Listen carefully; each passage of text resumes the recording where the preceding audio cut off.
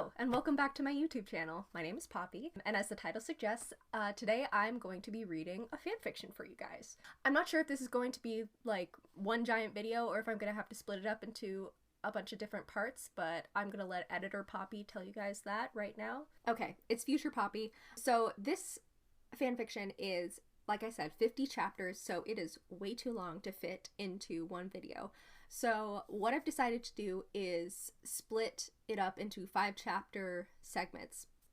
So it'll be, the whole Timeless series will be 10 videos in total. So each video, 5 chapters. Okay, back to the story. So today we are going to be reading the fanfiction Timeless by Alexandra_Emerson. She's given me permission to read this to you guys, which thank you very much. I appreciate that. This is on AO3. And I'm just gonna get started. I'm gonna try to make this as much of a realistic audiobook as possible. There may be times where I, like, if something's funny, I'm gonna laugh. If something's sad, I'm gonna cry. You know what I mean? I myself am currently only on chapter 11 of this fanfiction, and there are 50 chapters. I've not read it. This is my first read through, so I honestly don't know what's gonna happen. So I'm gonna read up to the part where I've gotten to, and then it'll be a shared experience for all of us with what happens next. So I'm really excited. Grab yourself a blanket, grab yourself something to drink, or go on about your day, do your work, do your housework, do whatever you want to do, and let's read Timeless. Okay, so this is Timeless. It is on Archive of Our Own. This is a Hermione fanfiction. The relationships are Hermione Granger and Draco Malfoy, Harry Potter and Ginny Weasley, Daphne Greengrass and Blaise Zambini, Parvati Patil and Ron Weasley, and Lucius Malfoy and Narcissa Black Malfoy.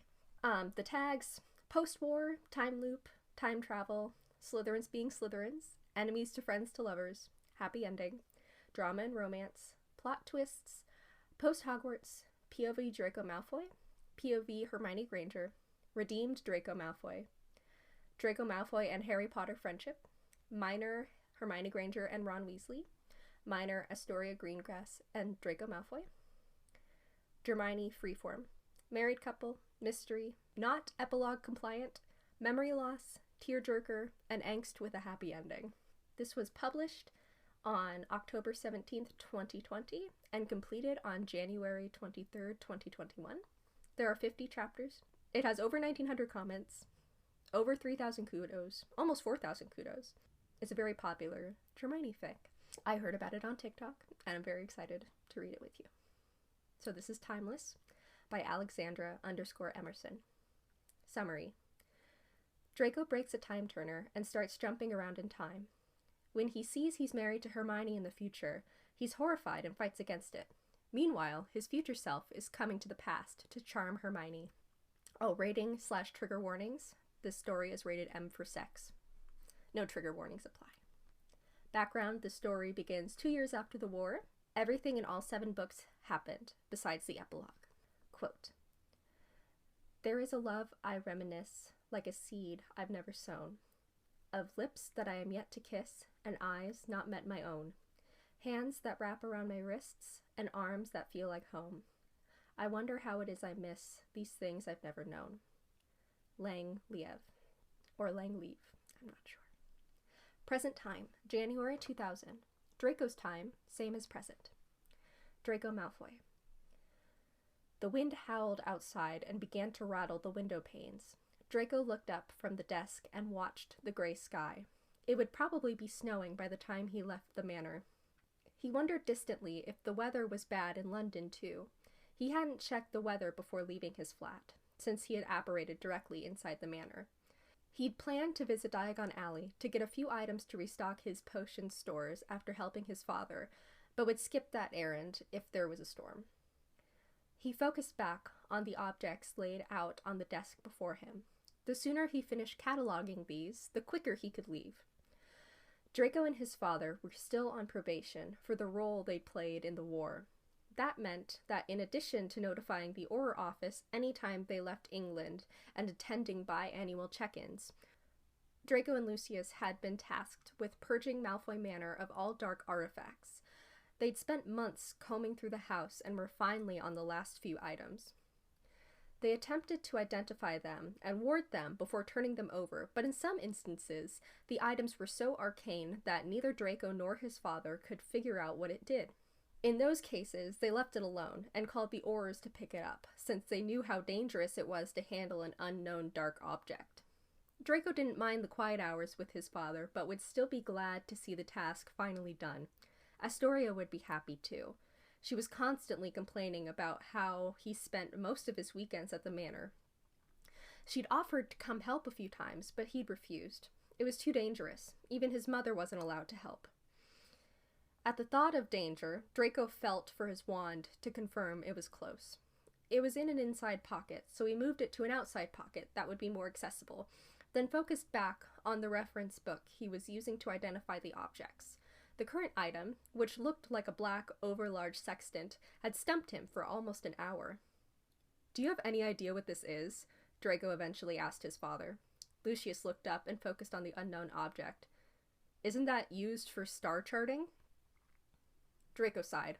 "No, it just looks like a sextant. It doesn't have any of the right markings, though." He carefully moved the unknown object to the side and went to grab the next object. He studied it for a moment, then froze when he recognized what it was.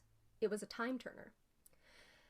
He'd read that all the time turners in Britain had been destroyed following the war, but they'd clearly missed one. That was probably the point of the ministry demanding a cleanup of all the old pureblood estates. They wanted to gather up any items like this that could cause harm. Draco studied the object, then noted there were different rings for years, months, and days. He spun the hourglass to line up with the ring for the years, then slowly started turning it. He counted in his mind as he thought how remarkable it would feel to be able to travel back in time. 1999, he thought. The past year had been awful. He'd been extremely depressed and had cut himself off from his friends. The biggest thing of note that happened that year was that he worked up the courage to apologize to Harry Potter. Then, just a few months ago, he'd finally moved into his own flat in London and started dating Astoria. Maybe the year hadn't been an entire waste, but he would never choose to go back and relive it. He spun the hourglass another turn. 1998. The year Harry Potter nearly lost, then unbelievably defeated the Dark Lord. Then Draco and his parents stood trial for their crimes and barely escaped with their freedom. No thanks, he thought, as he turned the hourglass a third time. 1997. He didn't even bother stopping on that year. The year Dumbledore died, and the Dark Lord moved into his house. Absolutely not. Draco was rethinking his initial fascination with time travel. 1996. That year was shit too. He had taken the Dark Mark and been terrified all year that the Dark Lord was going to kill his mother. 1995. Draco paused. This year was decent. Before his father went to jail, that is. That Bint Umbridge had run the school, and although she had been annoying as hell, she favored the Slytherins. 1994. The year Diggory died. That was depressing. And having to watch Potter excel in the Triwizard Tournament, that had not been Draco's best year. 1993. That was the best so far, Draco reasoned, as he began to turn the hourglass a seventh time. There was the incident with the hippogriff, but that wasn't so bad. The Dark Lord hadn't returned, his father wasn't a nervous wreck. Draco cut off as he remembered his father. He looked over to find Lucius watching him. "Considering time travel?" he asked when Draco met his eye. Draco shook his head, but still asked, "Which way is backward?" His father squinted to get a better look at the object, then started to say, "The other..." But before he could finish his statement, many things happened at once. The wind finally burst through the window, and the sextant-type thing fell off the desk. As soon as it hit the wooden floor, a large black hole filled with stars appeared in the room. It felt like all the air was being sucked out of the room, and Draco had to gulp to draw in breath. Every piece of glass in the parlor shattered, including the time turner in Draco's hand. The shards of the time turner burrowed into his palm. He winced at the pain and looked down to find a nasty cut on his hand. He dropped the time turner, then flung himself to the ground, narrowly avoiding a large shard of glass that was swirling around the room toward the hole. He looked over at his father, who was also on the ground, grasping behind him for his wand, which was just out of reach. Draco saw a flash of something against the bookshelf that looked familiar, but before he could place it, he disappeared. Present time, March 2006. Draco's time, January 2000. Draco appeared in a garden outside an unfamiliar house. He guessed from the style of the homes around him that he was in London, and he looked back. As he looked around, he was struck with alarm at the still, dark sky overhead. Where had he apparated to? It had been midday last he remembered, and it wasn't possible to apparate to any locations with a 6-hour time difference. So maybe he passed out, then apparated? Draco shook his head, unsure what was going on. He strained his ears, but except for the faint sounds from the street, it was quiet. He pulled his wand out of his robes, but was unsure which spell to cast. He noticed then his hand was still bleeding from where the time turner had broken, and he quickly healed it with a spell. Then he checked for wards and found a faint outline around the edge of the garden. Okay, so this was a wizard's house. Draco cast a quick Hominum Revelio spell to check the house for inhabitants and found that there was one person inside. He let out a sigh of relief. He could likely take on one person, as long as it wasn't anyone incredibly powerful. Draco made his way to the door of the house, then hesitated outside for a few moments before trying the knob and finding the door was unlocked. He slowly opened the door and found himself in a kitchen. There was something in a pot on the stove that smelled incredible, but the sight confused Draco. The kitchen was mostly muggle. He didn't know anyone with a kitchen like this. Whose house was this? He crept further into the house down a long hallway and stopped at the sight of a person. It was Hermione Granger, standing at the end of the hall next to a flight of stairs. Her face was fuller than he remembered. Then again, he hadn't seen her in years, with the exception of brief glimpses on the street, and the few times he did pass her, he never took the time to properly look at her. She stepped closer to him, and her eyes widened, then filled with sorrow. She burst into tears and collapsed to the ground, dropping an empty vase she'd been carrying. Draco looked around, alarmed, but they were alone.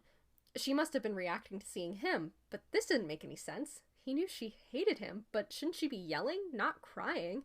He approached her slowly. He used his wand to repair the vase and levitate it onto a side table before crouching down next to her. Granger? What happened? She kept sobbing and had started shaking her head. Do you need something? Or someone? Granger finally looked up at Draco and began to wipe her eyes. The tenderness he saw in her gaze penetrated down to his core. He stopped breathing, and time stood still as he became lost in her large, brown, and sad, but caring eyes. He couldn't pull his gaze away. He was trapped by something familiar and yet unlike anything he'd ever experienced. Before Draco could place the odd feeling, she flung herself at him. He tried to push her off, but it was futile. He remained completely still and let her hug him as they both knelt on the ground. Draco placed his hands on her arms and tried to push her off, but she tightened her grip on him. He gave up and his hands began moving up and down, rubbing her comfortingly. When he realized what he was doing, he swore and dropped his hands at his sides. I love you, Draco, Granger started to say. She was so close to him. He could feel her breath against his neck. I know you have no idea what's going on, but I love you, I love you, I love you. He finally managed to push her back so he could see her face. What do you know? What is going on? It was worth it, she continued, ignoring Draco's questions. All the tears, all the fights, the uncertainty, all of it. I'd do it all again. Tears stung his eyes at the sight of her desperate sadness. He looked away from her and scanned the room again. He was sure she couldn't possibly be talking to him, but she was saying his name. Who are you talking to, Granger? She ignored him again. You asked me once who I love most. He looked back at her confused, but she continued anyway. All of them. I love you regardless of the time, or your memories, or whatever is going on around us. She placed her palm against his heart. I love your soul, Draco, even now. I know you hate me. She paused to give him a sad smile. And maybe you think this is a bit repulsive. He thought to himself that that was the last thing he was feeling, but didn't say so. But I still love you, and I promise I'll never stop. The look in Granger's eye was heavy, and Draco thought he'd crumble under the weight of it. He crawled back out of her reach and stood up. You're not making sense. You're not making any sense, Granger. I don't know what you're trying to do here, but I don't want any part of it. He took his wand out of his robes and started to turn on the spot. She seemed to realize belatedly that he meant to leave. No, don't go! Draco disapparated back to his flat, but as soon as he appeared in the main room, he knew it was wrong. None of the furniture was his, but it seemed familiar. Before he could place it, Blaze walked into the room. Draco? When Blaze saw him, his eyes widened, then turned sad, which had been Granger's exact reaction. He wondered if Blaze was going to start crying and babbling too, but he remained frozen in place as if petrified. What are you doing in my flat, Blaze? But before Blaze could answer, Draco heard a woman's voice call indistinctly from the bedroom. He rolled his eyes and turned again, not wanting to talk to this odd Blaze or his slag. He apparated to his old bedroom in Malfoy Manor and was relieved to find it empty. As he walked around, he noticed the fireplace had been recently used. making the room warm. It was also clean. When he last visited this room, it had been covered with a layer of dust. Were his parents expecting him? Draco eyed the door but decided to stay in the room. He didn't want to know what he would find outside. He climbed into the bed and watched the second hand go by on the clock. An hour later, he disappeared again. Present time, January 2000. Draco's time, same as present. The next place Draco appeared was in another bed. It was daytime again, but he could see a cloudy gray sky out of the window to his right. He sighed and sat up, leaning against the headboard. He was in the manor, but not in his bedroom. This was one of the countless spare rooms. He checked his robes for his wand and found it still tucked in the pocket where he'd stowed it after arriving in his old bedroom following the encounter with Blaze. The door flew open and he jumped as his mother rushed in. Her cold hands patted his face, then she was casting diagnostic spells on him. "Mother, what happened?" "There was an accident," she muttered as she checked the diagnostic readings being projected from her wand. Draco thought back to the black hole in the parlor, so that was real. He saw his father in the doorway, but his expression was clouded by shadow. "Father?" His father moved closer to the bed, and Draco was surprised to find his expression blank, like it became when he used occlumency. Draco cast his mind back to the explosion. Or implosion? Glass had been swirling around the room as his father reached for his wand. He studied his father, but he seemed fine, so he'd made it out okay. Had he disappeared too? Draco guessed if he had, he probably hadn't ended up with Hermione Granger clutching him and telling him she loved him. "You're, okay?" Draco asked his father tentatively. His father responded with a curt nod. "You pushed me out of the way, I'm fine." "I don't remember that." "It's fine, you're fine now," his mother said, getting to her feet. His father took her spot on the bed and stared at Draco intently, scanning his body with his eyes. Draco looked back at him questioningly, but his expression was still blank. Once his father was finished with his inspection, he stood up and left the room, taking any explanation for his odd behavior with him. Draco stayed at the manor that night, instead of returning to his flat, but was not able to sleep. After tossing and turning in bed for hours, he rose to go back to the parlor where the black hole had appeared. On his way there, he saw a light on in his father's study and stepped inside, but the room was empty. The pensieve was out on the desk, and Draco wondered what his father had been using it for. Then, Draco remembered something from the war. His father had once said, when referring to Bellatrix, "Her delusions are so real to her, they'd probably show up in a pensieve." Draco had questioned him further, and his father had explained that pensieves only worked for memories, not dreams or hallucinations.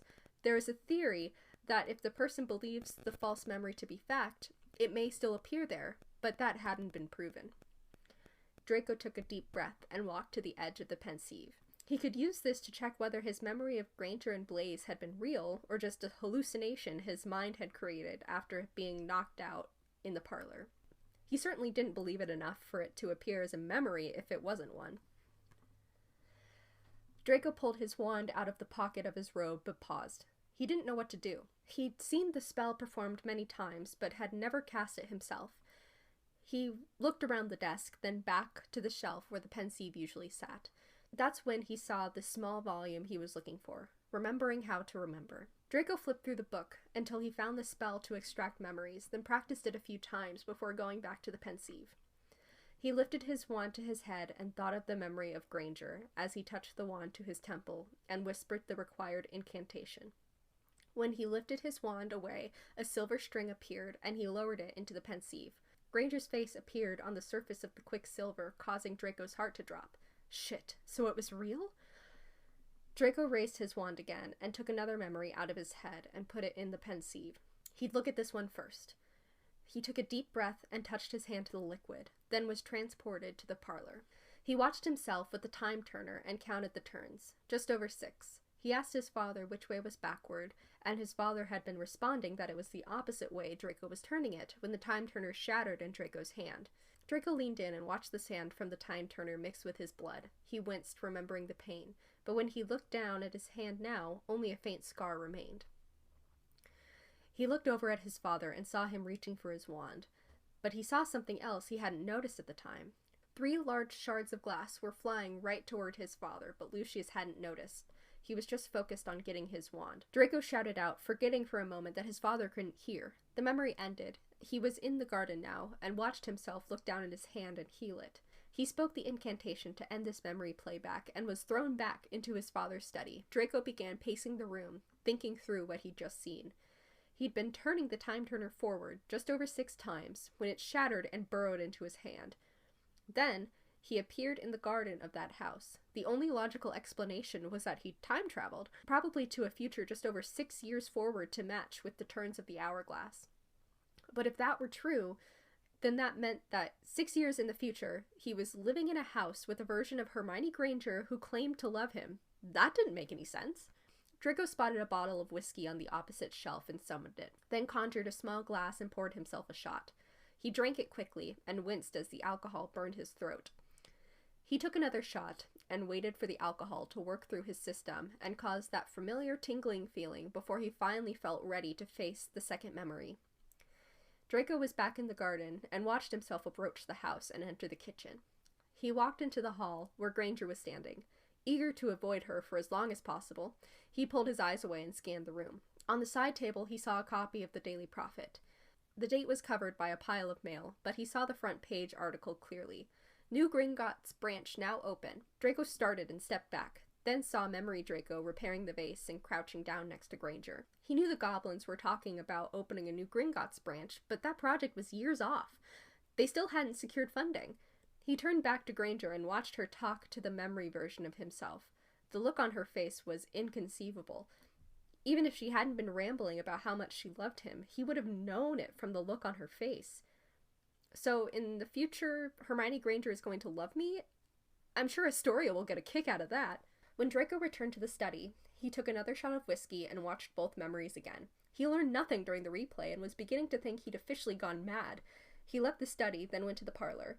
He started when he saw his father inside, sitting on one of the chairs, lost in thought. The room was empty, and the glass in the windows and bookshelves had been restored. Draco sighed, unsure what he'd been expecting to see. He noted that the dark objects were gone, and wondered distantly where they were. Lucius nodded at Draco when he noticed him, and motioned for him to take the seat on his left. Draco sat in the chair and looked back at his father. "You remember nothing?" Draco shook his head. "I was holding a time turner.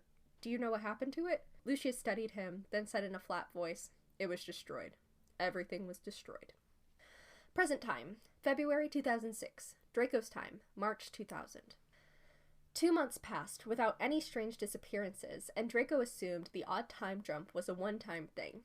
He was also convinced that he'd been transported to some type of alternate reality, since there was no logical way he could end up with Hermione Granger. He hadn't seen her in years, she hated him, and he didn't like her very much either. How would that ever happen? On a Wednesday in March, he was on his way to Flourish and Blotts when he saw a familiar head of brown curly hair approaching the store from the other side of the street. He threw himself against the wall and peered over his shoulder. Granger entered Flourish and Blotts, and Draco turned back the other way, deciding to take care of this errand later. Just then, a feeling of vertigo overtook him. His head began to spin, and his stomach felt queasy. Draco had to lean against the wall to keep from falling over. He looked at his arm and cried out in alarm. It was flickering in and out, like someone had cast a bad invisibility charm on him. Draco looked around to see if he could spot the spellcaster, but he was alone on the street. He took a few deep breaths, trying to regain his composure. Then he disappeared.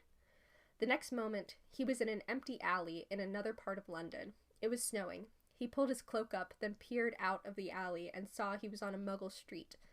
Draco sighed and returned to the alley to transfigure his outer robe into an overcoat. He cast a spell to check the date and exhaled heavily when he read the result of the spell, February 20, 2006.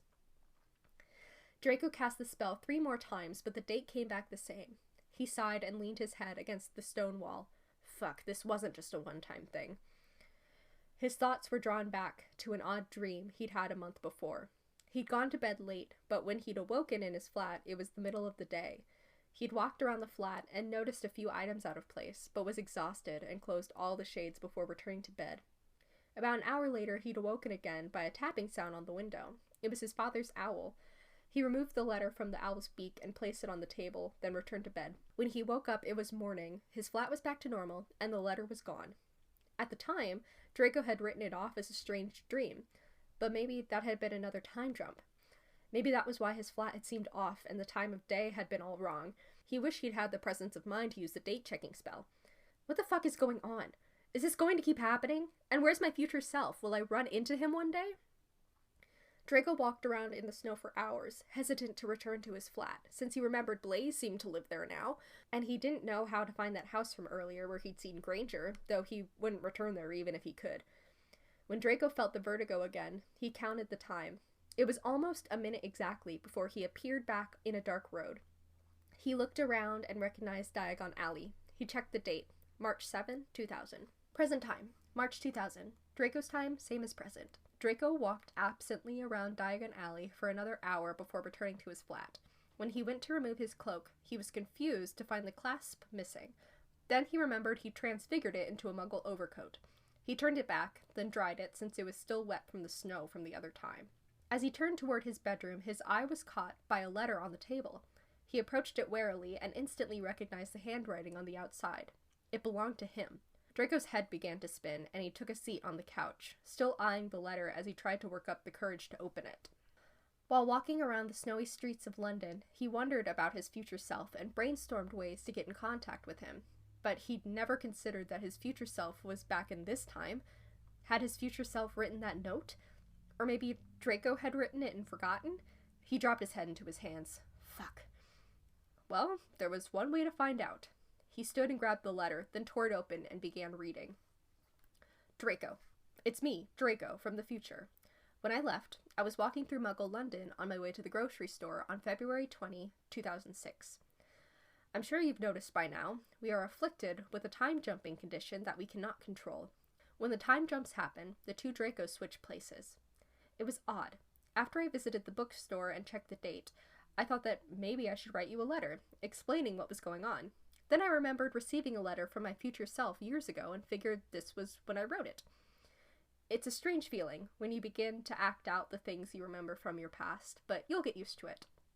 The time jumps are random, but typically occur once a month, and they last anywhere from 3 hours to 3 days. You will learn to feel them coming, and you'll have about a minute to get out of sight before you disappear. Everything you have on you will travel with you, so always make sure to have your wand and a change of clothes. I recommend practicing clothing transfiguration now, as that will be a very useful skill. Also, start keeping track of the dates and the length of the time jumps. You'll want that information later. And finally, be nice to Hermione Granger. Good luck. If you can believe it, you'll come to appreciate the time jumping. Draco. Draco read the letter a few more times before placing it on the table. He went to his desk, looking for a notebook. He found one he used to track investments and cleared the pages with his wand. As he picked up a quill, he opened it to the first page. He wrote the details he could remember from his first 2 time jumps but frowned, wishing he thought to check the future dates. Then he wrote the dates from his jump from today, March 7, 2000 to February 20, 2006. Duration, 3 hours. Notes. Walked around the snowy streets of Muggle London. Draco pushed back from the desk and sighed before going to read the letter one last time. When he reached the line about Granger, he frowned. He committed to taking the practical advice from the letter, but would ignore the part about her. He balled up the note and threw it in the fire. But no matter how much he tried to push it from his mind, the image of Granger's face, staring at him adoringly, wouldn't go away. End of chapter 1. Author's note, this is loosely based on The Time Traveler's Wife, but will very much be its own story. Okay, we're back. I have taken a break. I ate dinner. I edited some videos, and I uploaded my first YouTube video. I'm so excited. And now, we're ready for chapter 2 of Timeless. Chapter 2. Quote, I've never met you before, but I recognize this feeling. Lang Liev. Present time, March 2000. Draco's time, February 2006. Hermione Granger. Hermione checked the time before turning back toward the apparition point next to the leaky cauldron. Did she have a few minutes to pop in to Flourish and Blots? She chewed her lip, then turned around and headed for the bookstore. If she hurried, she should be back for her next meeting with a few minutes to spare. Then she wouldn't have to come back after work.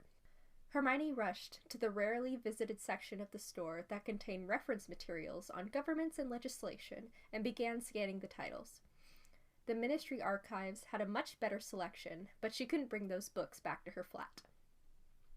She picked out 2 volumes that looked promising, then sighed as she imagined Ron's reaction when he saw them tonight. He hated when she worked from home, but she loved her job and wished she could get Ron to understand that. We've been dating for less than a year, she reminded herself. They still had plenty of time to work through these things. Immediately following the war, Hermione had traveled to Australia to remove the memory charm she'd placed on her parents. After spending the summer with them, she'd gone to Hogwarts to complete her final year, while Ron and Harry had opted to skip out and go directly to Auror training. Hermione had missed her two best friends, but that last year had given her a chance to get closer with Ginny. Once they'd graduated last June, they'd both started dating the wizards they'd been holding out for since the end of the war. Officially, Hermione and Ginny lived together in the flat, while Ron and Harry lived together at Grimmauld Place. Though this was mostly a charade for Mrs. Weasley's benefit. Ron spent most of his nights with Hermione, while Ginny spent most nights at Harry's place. Hermione pulled the two books close to her chest and turned towards the checkout desk, but stopped in place when she saw someone rush into the aisle she was in. Her eyes widened in shock when she recognized the person as Draco Malfoy. He was slightly out of breath and was wearing Muggle clothes, which was surprising, but the most surprising thing of all was that he was smiling at her. Not smirking, smiling. Hermione looked back at him warily. When he made no move to leave, she said, "Bugger off, Malfoy." He acted like he hadn't heard her and continued to smile at her warmly. Hermione couldn't help but stare back at him while he studied her. When had Malfoy ever looked at her like this? When had Malfoy ever looked at anyone like this? Something deep inside Hermione jolted as her eyes met his, and a familiar feeling she couldn't place washed over her. He began to approach slowly, and Hermione's legs wobbled. She leaned her back against the shelf for support. Malfoy looked different. Older, though she couldn't quite articulate why. But then again, she had never taken the time to look at him properly. Maybe this was how he always looked. As he came closer to her, she noticed a few lines around his eyes and mouth, and thought maybe that's what made him look older.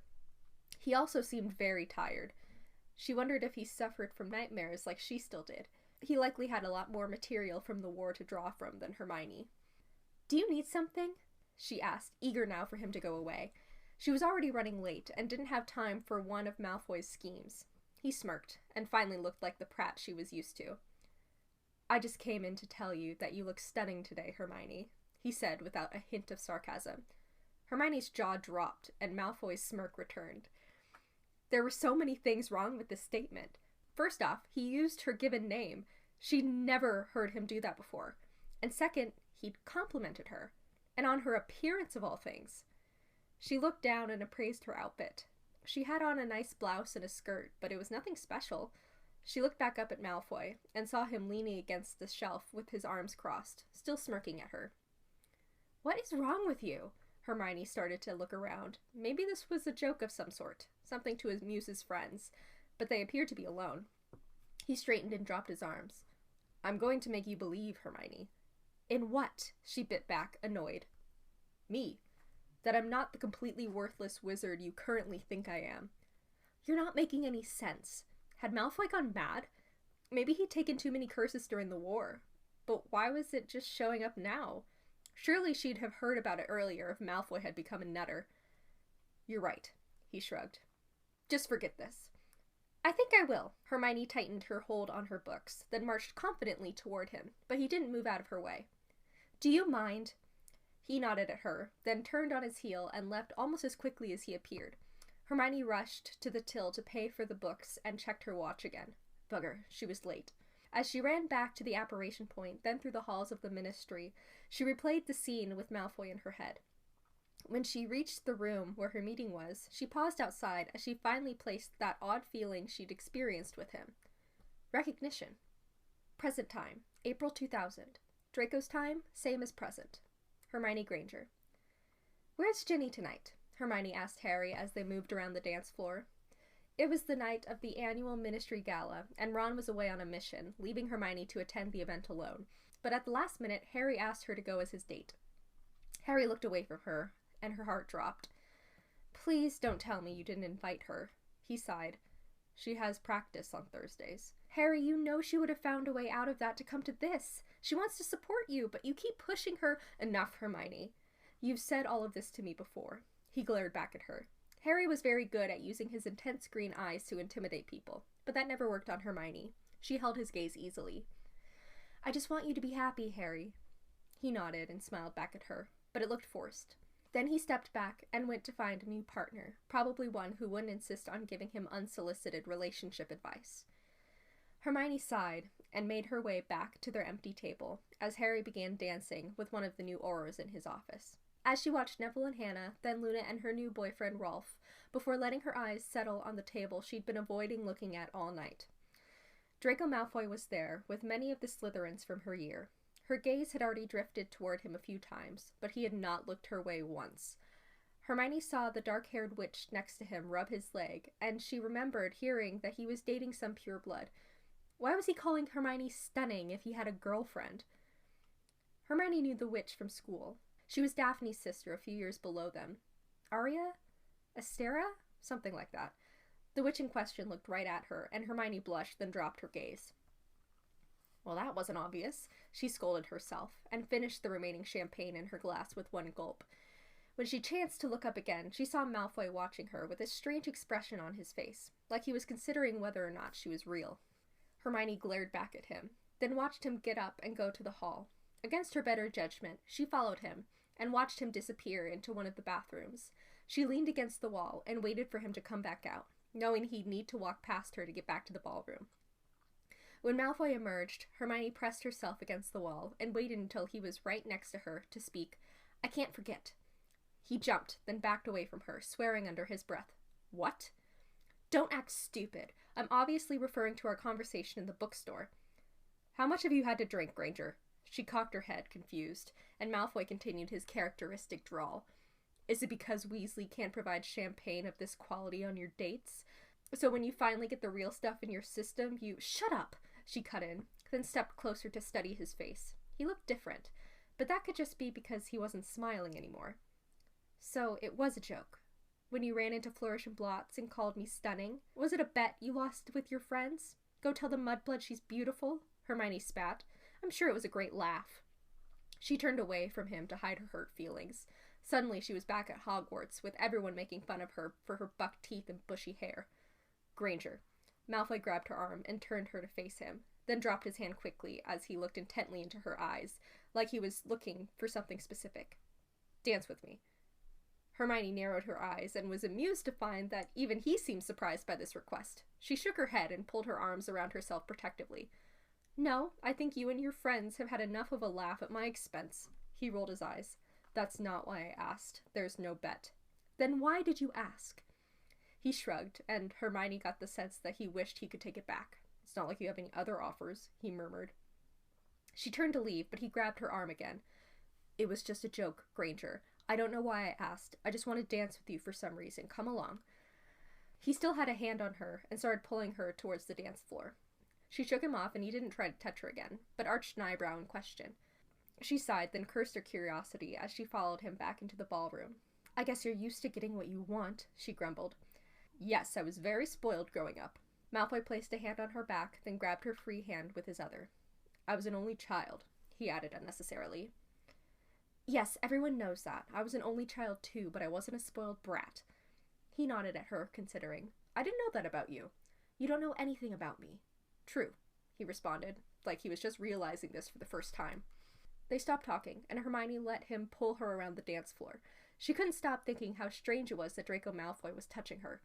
She was running through all his possible motives in her mind, and kept losing track of the steps. "Relax, Granger," he said the next time she tripped over his feet. "You wouldn't be so bad at this if you weren't so fucking tense." "Your language is abhorrent," she felt the need to point out. "And your vocabulary is obnoxious." By the end of the first song, Hermione had managed to relax a bit, and they were finally getting used to each other. Malfoy was still studying her face intently, like he was going to go back to his table and draw it. When the song changed, Malfoy kept dancing, so she went along with it. It was actually nice to be dancing with him, but she wasn't surprised he was a good dancer. He'd probably have formal training for all those pureblood society balls.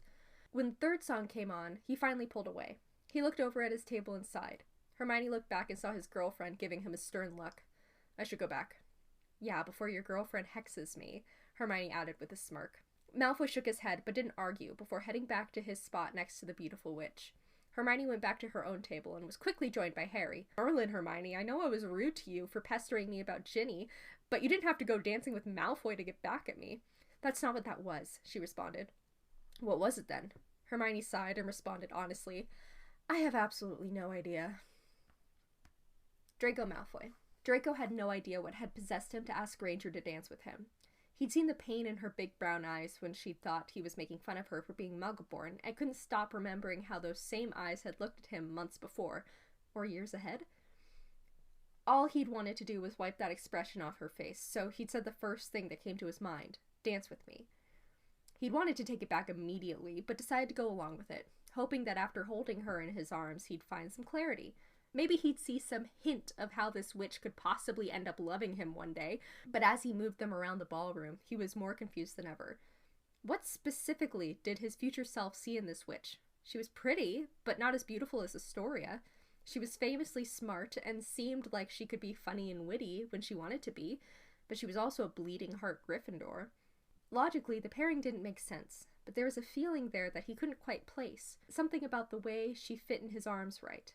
He took a deep breath and looked back at his table to find Astoria watching them. She didn't look angry. That wasn't her style. She was too kind and polite to ever be properly angry. Her gaze as she watched them was more calculating than anything else. When the song ended, Draco stepped back and dropped his arms, trying to ignore the subtle feeling of loss as he let go of Granger. "I should go back." "Yeah, before your girlfriend hexes me," Granger smirked at him. He shook his head and turned back to his table. "Feeling okay there, mate?" Blaze asked, barely managing to suppress his smirk. "I'm fine."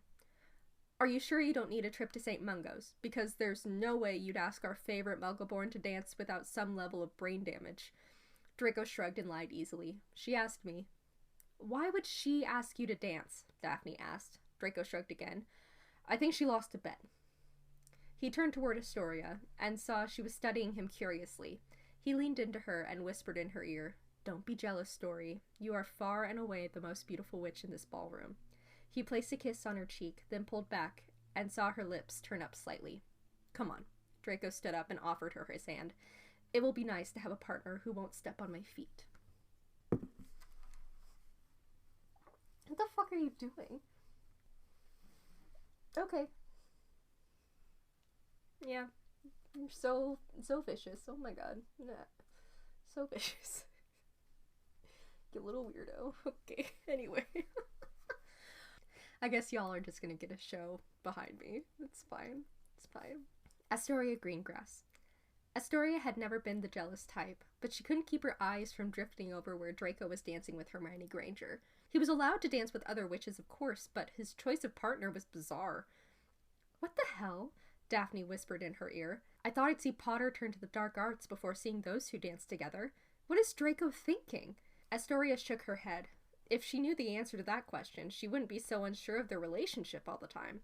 He'd been acting strangely for months. He'd never been very forthcoming with his thoughts or feelings, but since January, he'd been more guarded than ever.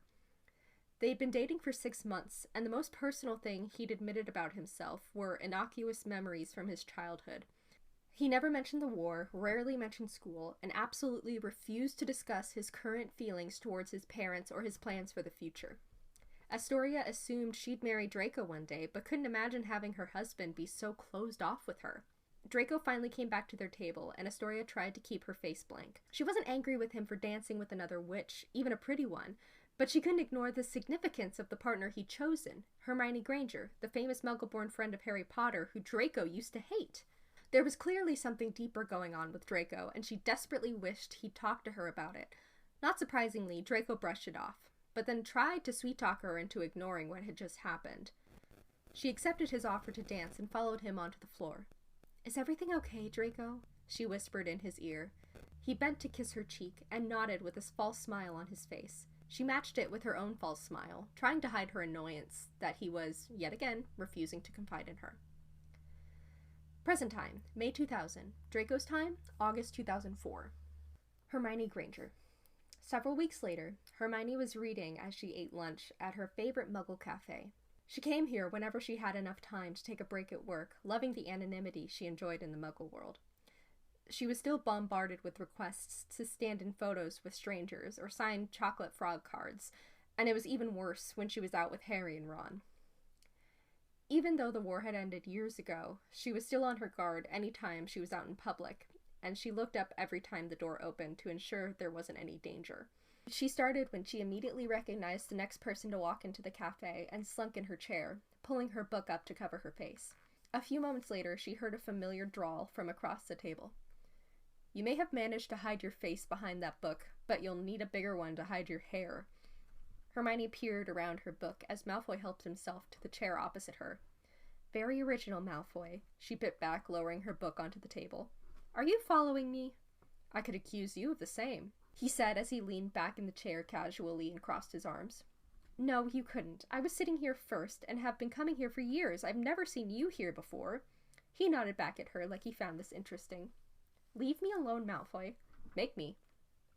Hermione leaned toward him and said as threateningly as she could manage, "We both know I can." He shrugged, unaffected by the threat. "Maybe with magic, but of course you can't use that in here. Anything else you may try, yelling, pushing, kicking, may alarm me and force me into using magic of my own. In self-defense, of course, but with the muggles—" Malfoy motioned around the cafe. "It would be a whole scene." "Are you threatening to break the statute of secrecy just so I'll let you sit here in a muggle cafe with me, Hermione Granger?" "I know who you are." "Oh, good. Now that we've established who I am, let's discuss who you are." Malfoy leaned forward, ignoring her statement, and read the title of the book she'd placed on the table. "It is a far, far better thing that I do than I have ever done before," he quoted, then laughed when he looked up and saw Hermione's startled expression. "You've read this?" Malfoy nodded and leaned back in his chair. "I'm not surprised you like it. I'm sure the whole martyr thing is right up your alley. Why have you read this?" "It was recommended to me. Really, though, there have to be other books out there that don't involve dying for a cause that you can read. If it must be Dickens, what about Oliver Twist? That's all about survival at any cost, yeah?" Hermione's mouth was hanging open as Malfoy talked. She quickly closed it when he looked back up at her and started laughing again. What had happened to him? He's read not one but 2 Muggle books, perhaps more, based on the way he was talking. And he was here, wearing Muggle clothes and sitting next to her comfortably in a Muggle cafe. "No comment?" he asked, still looking pleased with himself. "You always struck me as the type of person who would enjoy discussing books." She scowled, then tried to remember what he'd said about A Tale of Two Cities. Right, his comment about martyrs. She sighed and crossed her arms. "You claim to take issue with martyrs, but I didn't see you complaining when Harry died for all of us in the final battle." She continued to glower at him, but started when he smiled back at her and simply said, "Touché, Hermione." They continued to discuss the book while she finished her lunch. "Are you going to eat?" Malfoy shook his head and stood up to leave. "I should go." Hermione nodded. She was finished with her lunch anyway, and needed to get back to work. She followed him outside, and they both faced each other awkwardly, as she considered the proper way to say goodbye to someone who wasn't really a friend, but not quite an enemy anymore either. She settled with a handshake, and held her hand out to him. Malfoy looked at it curiously, and she almost pulled it back before he eventually took it, turned it over, and kissed the top of her hand. He winked at her, then dropped her hand and disappeared down the street, leaving her standing there in stunned silence. Present time. August 2004. Draco's time, May 2000. Draco Malfoy. Draco was in his flat, studying star charts, the next time the feeling of vertigo came over him. He picked his wand up off the table and held it tightly in his hand, then took a few deep breaths, wondering where he'd end up next. The room Draco appeared in was dark, and it took his eyes a few moments to adjust to the lower light. He was lying on a bed with his arms wrapped around a witch. He'd had dreams about witches during sex, but not after. This was a change. He reminded himself that he wasn't asleep. Draco could tell by the feel of her bare skin on his arm that she was naked, but he was still wearing the clothes he was in his flat. He wondered absently if the future version of himself was wearing clothes, then remembered the letter urging him to always have a change of clothing on him. Because of that, he'd shrunk a change of clothes into a type of bracelet and begun sleeping with them wrapped around his ankle. His thoughts were interrupted by the witch's soft voice. "I know what I signed up for, but sometimes I think it's too hard." Draco knew the voice. His eyes were still adjusting to the dark, but he could make out her hair in a messy bun. Fucking shit, it's Hermione Granger. Draco tensed and started to pull away. She turned to look at him, then pulled back quickly, lifting the sheet to cover her body. They both stared at each other for a few moments. Draco knew he shouldn't be surprised to find her here, but he had almost convinced himself that the first time jump had been a fluke. He hadn't seen her in any of his other jumps, though he reasoned that was because when he first appeared in that snowy London street or alone in his flat, he determinedly stayed put. "You don't know me, do you?" she asked. Draco looked back at her and sighed. "You're Hermione Granger." "Wrong," she said bitterly, rising out of her bed and securing the sheet tighter around her. He cocked his head at her, confused. What? He knew there was a lot about what was going on that he didn't know, but this woman's identity was one thing he was sure of. "It's Hermione Granger Malfoy." Draco felt his stomach drop as he struggled to keep his face blank. She was studying his reaction. Whatever she saw there, she clearly found lacking because she glowered at him before turning and slamming the door to what he guessed was the bathroom. The last time Draco had seen her, they had shared 2 awkward dances, and now they were married? How the hell had they become a couple? Where were Astoria and Weasley? This was so seriously fucked up. Draco checked that the door to the bathroom was still closed and looked around the room. He checked the table on his side of the bed first and found it was filled with Muggle books, which didn't seem like something he'd owned, and countless investment notebooks, which did seem like his. He turned away and checked the dresser. The clothes inside seemed like his, though there were a number of Muggle pieces. Draco's eyes stopped at 3 photos on the top of the dresser. First, there was a photo of Granger, Potter, and Weasley back at Hogwarts. The next photo was Draco's, which he thought was in his bedroom at the manor back in his time. It was of him playing Exploding Snap in the common room with Blaise, Theo, Greg, and Vincent. Daphne and Pansy were in the background, waving begrudgingly at the camera. Draco's breath hitched when he saw the third photo. He lifted it to get a better look. It was a photo of him and Granger on their wedding day. She was looking up at him lovingly, seemingly oblivious to the camera, while he looked at the photographer with an expression of pure joy on his face. He didn't think he'd ever made a face like that before. Draco studied the background of the photo, wondering why it looked familiar. Granger spoke behind him, responding to his unspoken question. "It's a vineyard in France. It was a favorite holiday spot of your family's when you were young, wasn't it?" He looked over at her. She was wearing a thin robe now and was frowning at him. "I let you pick the venue, and I picked everything else." Draco sighed and placed the picture back on the dresser. "Granger, I have no idea what's going on." Her eyes were sad. She dropped his gaze and looked over at the picture from their wedding as she answered in a flat voice.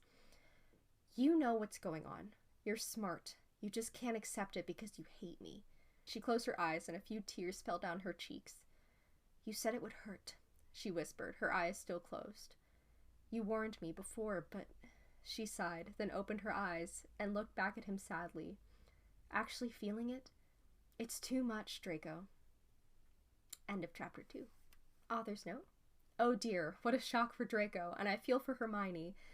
It must suck to have your husband look at you like he doesn't know you. I was recently introduced to the lovely poetry of Lang Liev. Liev? Still don't know. And have decided to include a different poem at the start of every chapter, so I hope you enjoyed that. And now we are on to chapter 3. Quote, "If you came here with a face I have not seen, with a voice I have never heard, I will still know you. Even if centuries separated us, I would still feel you. Somewhere between the sand and the stardust, through every collapse and creation, there is a pulse that echoes of you and I." Lang Liev. Present time, August 2004. Draco's time, May 2000. Draco Malfoy. Draco was often accused of being cold and detached, though he didn't think that was an entirely fair assessment. He loved his mother and father deeply and would do anything for them, even agreed to brand himself with the mark of a mass-murdering lunatic to keep them safe.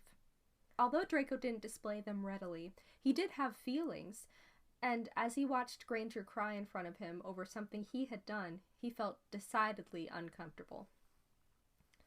He didn't love her. He didn't even like her. Honestly, he didn't know her. She'd always been annoying in school, although he'd claimed to hate her back then and had even wished her dead. Those had only been words. He'd never felt anything very strongly towards her. He had only focused his taunts towards her as a means to upset Potter. But after watching her and countless other Muggleborns get tortured in his home, he'd learned how dangerous those empty words from his youth could be. He'd promised himself he'd never hurt a Muggleborn again, and here one was, crying and hurt by something he'd said. Draco felt bad for Granger. but he didn't know what he could do to make her feel better right now. He stayed quiet and still, and he hoped he'd be returned to his presence soon so her husband could come back and take care of this. You are her husband, a small voice reminded Draco, but he chose to ignore it. This is the first time you're finding out about us? Draco nodded, not trusting himself to speak. Do you know how much it hurts to see the person you love the most in the world look at you like that? Do you know how disorienting it feels to have someone you regard as a complete stranger tell you they love you more than anything else in the world? Draco bit his tongue and looked away from her. He spotted a golden snitch on a shelf on the opposite wall. He wondered if it was the first one he'd caught in the match against Ravenclaw in second year. I don't know what's worse, having you openly despise me like now, or watching you pretend, which you'll start to do in a few years, she sighed. I guess it's all bad. She walked out of the room, and Draco stood in place, unsure if he was meant to follow her. She popped her head back in and said in an annoyed tone, Come on. Draco followed her into the hall, and she stopped and pointed to a closed door. You may be here for a few days. You can sleep in there. The kitchen is downstairs if you're hungry. We don't have an elf, so you'll have to prepare the food yourself. She stopped to sneer at him, but Draco kept his expression blank. Then Granger lifted her wand and wordlessly summoned a large book from downstairs. Here. She shoved the book into his arms. It's our life up until now. She sighed and turned back to her bedroom, then said over her shoulder before disappearing inside, When I made it, I always thought I'd go through it with you the first time, but I don't have the energy tonight. Draco turned back into the spare bedroom and placed the book on the bed, then checked the date with his wand, August 3rd, 2004. Draco paced the room, looking over at the large book occasionally. Eventually he opened it, and found that it was filled with photos. He skipped the beginning and stopped when he reached his wedding. He was surprised to find a photo of him and Potter. The two wizards in the photo were smiling at the camera as Potter patted Draco's shoulder. This isn't the future, he thought. It's an alternate reality.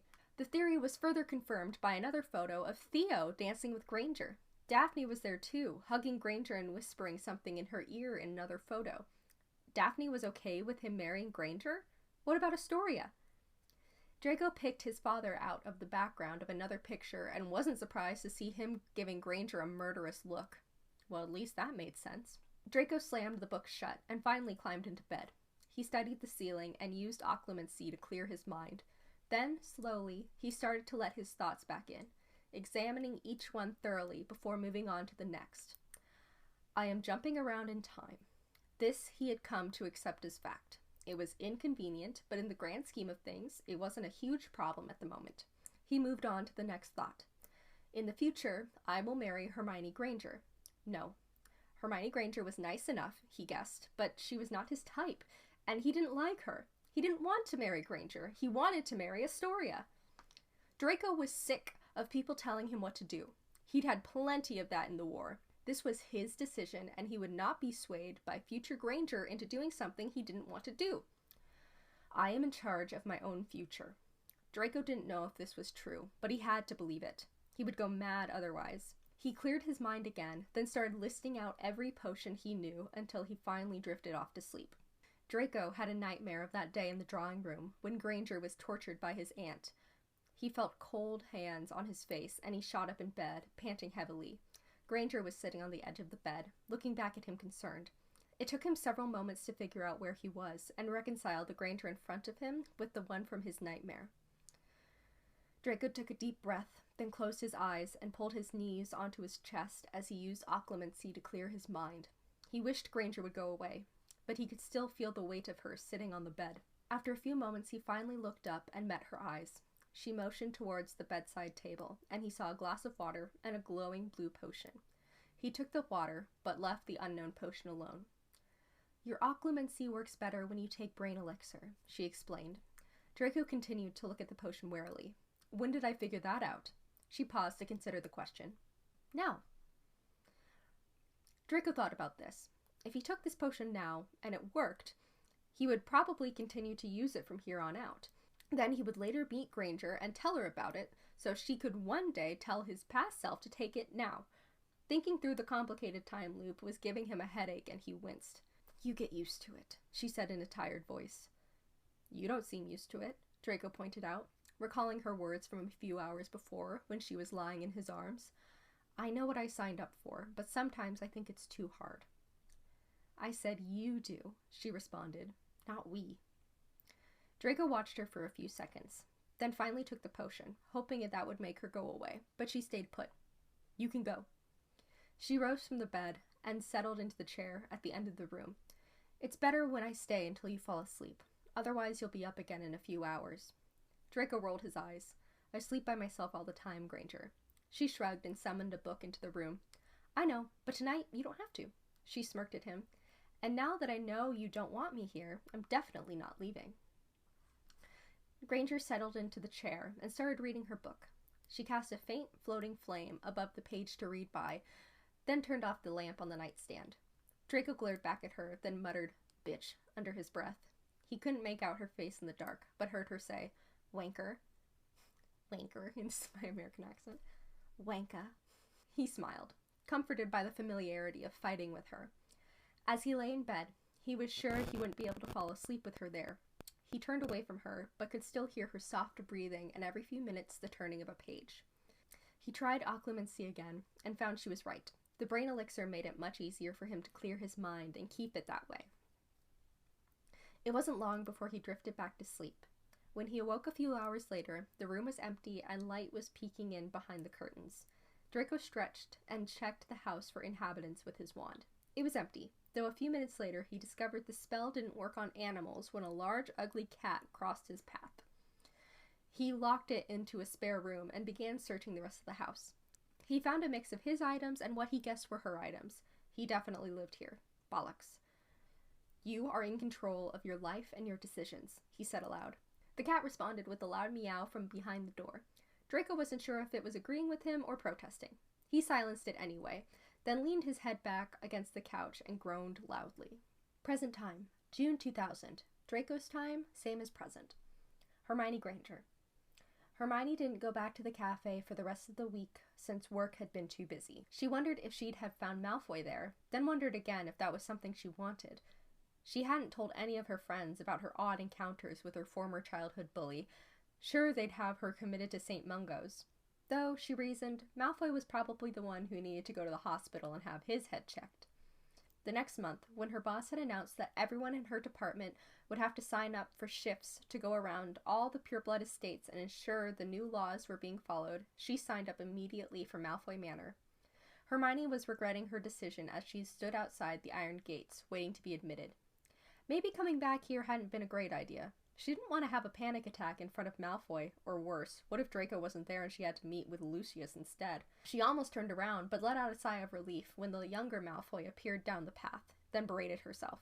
He'd been nice to her twice, and now she was happy to see him? Get a grip, Hermione. As Malfoy came into focus, she saw that he was not happy to see her. She racked her brain for all the details from their last conversation, but couldn't figure out why he would be angry with her. He unlocked the gate quickly, then turned back toward the house. She rushed to keep up with his long strides. When they reached the foyer, he made for the drawing room, then hesitated and led her to a small sitting room instead. "Is it just you today?" Hermione asked as soon as they were seated. "My parents are abroad for the month. I'm sure that's recorded somewhere since we have to register all travel," he added bitterly. "Notifying the ministry of your whereabouts is hardly as bad as an Azkaban sentence," she bit back. He glared at her. "Why are you here? Our check-in with the Aurors isn't scheduled for another 2 months. Hermione regarded him for a few moments, alarmed by the drastic change in his demeanor, before turning back to her notes. But she couldn't let it go that easily. This wizard had kissed her hand the last time he saw her, and now he was back to acting like he despised her. "Since this is a professional matter, I expect you to behave as such." Malfoy met her gaze, but his expression was blank. "So no hand-kissing, that was repulsive," she added with a sneer. Malfoy opened his mouth to speak, then closed it quickly and scowled back at her. "Why do you look like you don't remember?" He remained silent as she watched his face turn blank again. "So many witches you can't keep track? Greengrass is so lucky. Mind your fucking business, Granger." Hermione shook her head, half hurt and half angry. She forced her attention back to the task at hand. As she went through each law, Malfoy kept his responses short and to the point. By the end of the hour, Hermione was second-guessing her previous interactions with him. Maybe that had been someone else. Polyjuice, perhaps? She committed to asking the nice Malfoy who called her Hermione pointed questions about his identity if he ever showed up again. "Are we done here?" Malfoy asked after a long silence. Hermione nodded and started packing up her bag. He went straight to the front door, but Hermione stopped outside the drawing room, peering warily inside. It looked completely different. She looked down at the spot where she had been tortured, half expecting to see blood on the floor, but it was gone. Of course it was. "Granger," Hermione started. She hadn't noticed Malfoy come back. He stood just feet from her, looking into the room over her shoulder. "That day," he continued. She cut him off. "It's done, and we won." She took a deep breath and walked back toward the front door. "I don't want to talk about it. Goodbye, Malfoy." She opened the heavy door and stepped outside. When she looked back, Malfoy was leaning against the wall with his face buried in his hand. This Malfoy was different from the other one. She was sure of it. This one was mean and troubled and moody, while the one from the cafe was self-assured and sarcastic, yes, but in a teasing way. Hermione had no idea what was going on with him and was fairly certain she didn't want to know. Draco Malfoy. After Draco returned from the time jump where he'd discovered he was married to Granger, he committed to not allowing this time travel to interfere with his ability to make decisions about his own life. He would not start pursuing Granger just because he found out that he may or may not end up married to her in several years. That was absurd. On the contrary, he committed to staying as far away from her as possible, which was why he was extremely annoyed to find her standing outside the gate of Malfoy Manor a few weeks later. When he heard the Ministry was sending a representative, he was expecting an Auror, but here was Hermione Granger. He knew she worked somewhere in the Ministry, but didn't remember what she did. And not only was she here, she claimed he'd kissed her hand? Fucking hell. That was obviously future Draco. Was he seeking her out every time he came to the past? Draco wished he could communicate with this idiotic version of himself and tell him to sod off.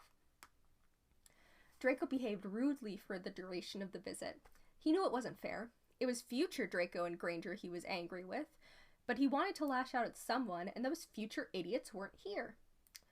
When it was finally time for her to leave, he jumped up and nearly sprinted for the door, but when he got there, he turned and found she was no longer behind him. He found her standing outside the drawing room, wearing a look of determination that was hard to miss. Not anyone could come back to a place that held such awful memories and keep it together like this. It was the reason Draco hadn't returned to Hogwarts since the final battle. He sighed and turned towards the spot she was staring at. It was the same place she'd stood as his aunt tortured her. He moved his eyes a few paces across the room to where he had stood and watched her, wincing and standing offensively still, hoping against hope that someone would come in and save her.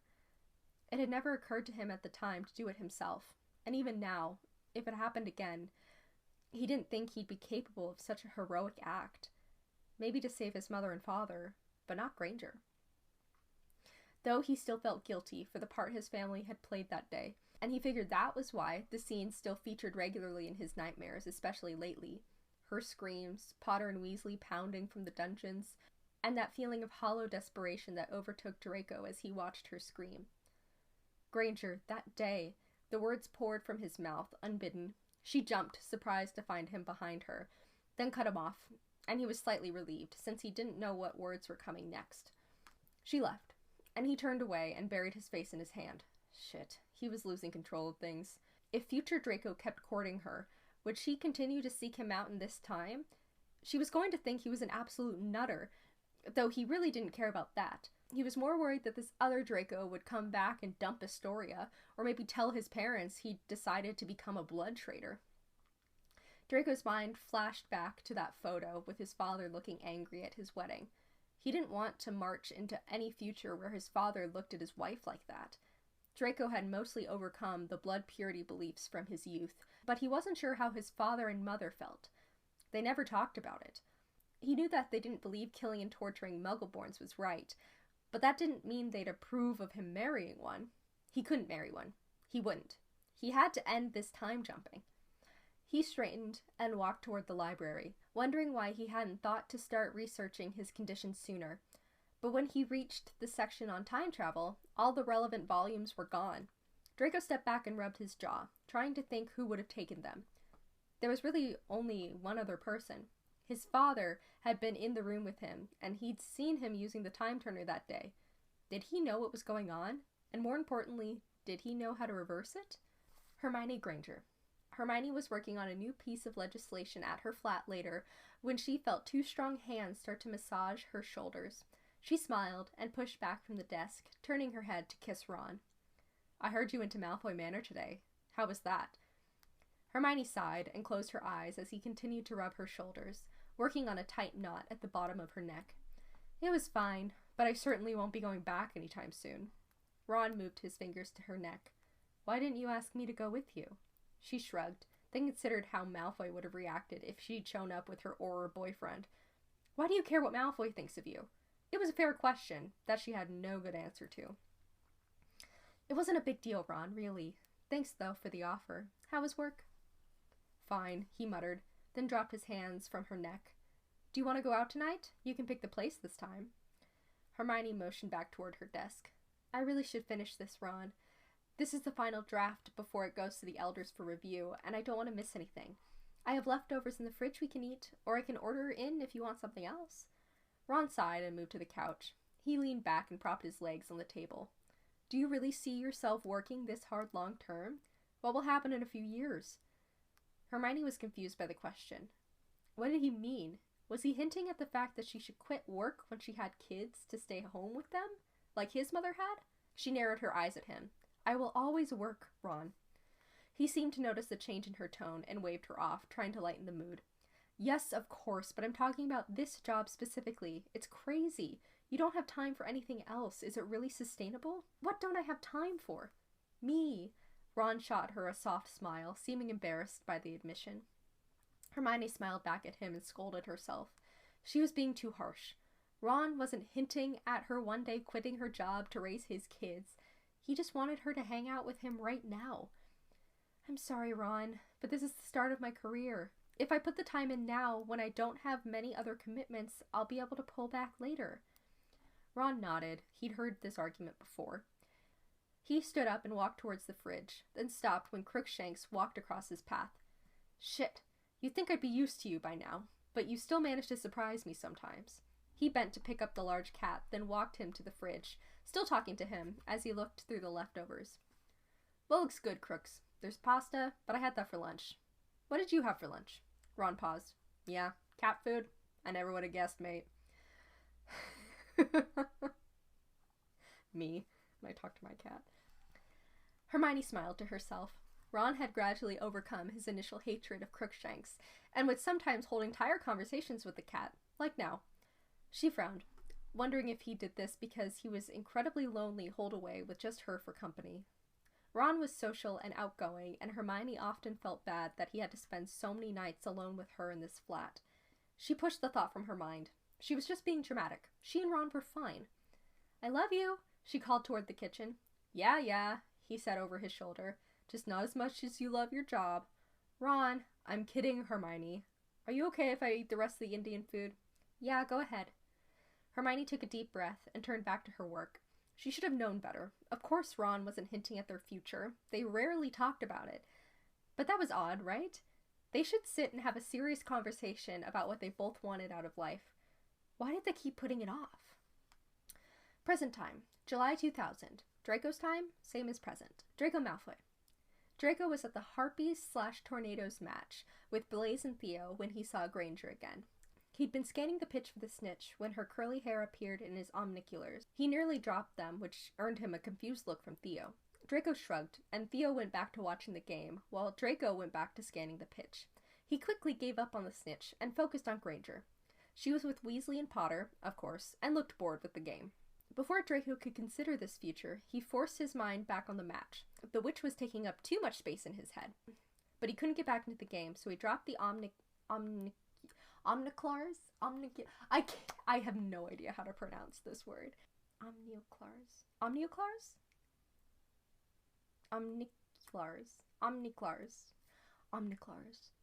But he couldn't get back into the game, so he dropped his Omniclars and stretched. He turned to Theo, who was looking off into the distance with a bored expression.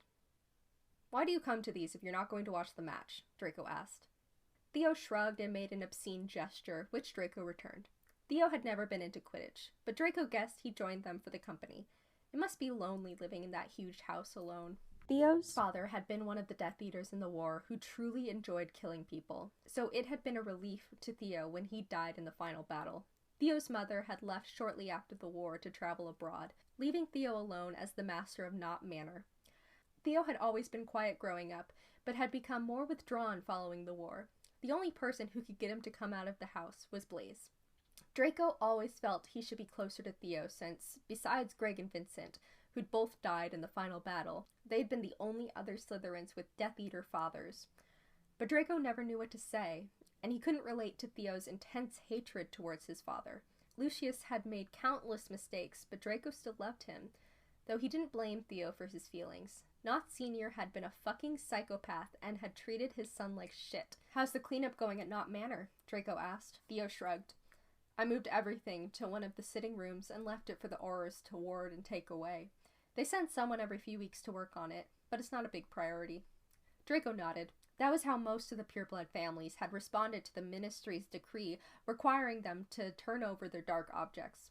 Lucius has insisted he and Draco do most of the work themselves, as a way to garner favor with the Auror office. It hadn't been a bad idea, though neither of them had known it would result in Draco losing himself in time. Draco remembered that he'd meant to ask Theo if he could do research in his library, since the time travel books were missing from the Malfoy libraries. He considered coming clean to his father, but didn't want to have to explain about Granger. He wished he could ask Blaze, who was more enjoyable to spend time with, but his ancestral home was in Italy. He and his mother shared a large modern flat in London with no ancient library. "I still can't believe you and your father did most of the work for the Aurors," Theo said, cutting into Draco's thoughts. "It was just part of my father's elaborate plan to restore the Malfoy reputation." Theo rolled his eyes. "If I could change my name, I would. I think all the knots should end with me." Mother agrees. She's dating this old bloke in Germany, probably eager to get her surname changed. Draco nodded, unsure what to say. Luckily, Blaze cut in. "My mom is always on the hunt for a new surname, but count yourself lucky, mate. Your mother is dating around abroad while mine is looking for her next husband right under my nose." "What number is that for her?" Draco asked. 9. Theo made a disgusted face, and Blaze nodded. "I know, it's sick." "You should talk, Blaze," Theo bit back. "How many women have you slept with this year? In the past 12 months or in the year 2000? Do you know the count to either of those?" Draco asked. Blaze smirked. "No, there have been too many to count."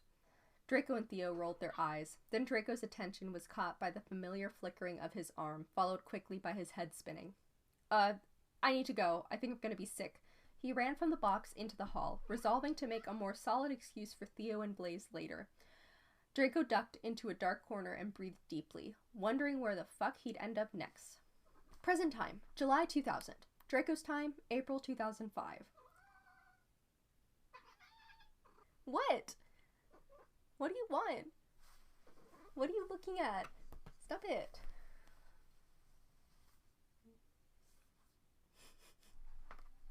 Okay. Sorry about this.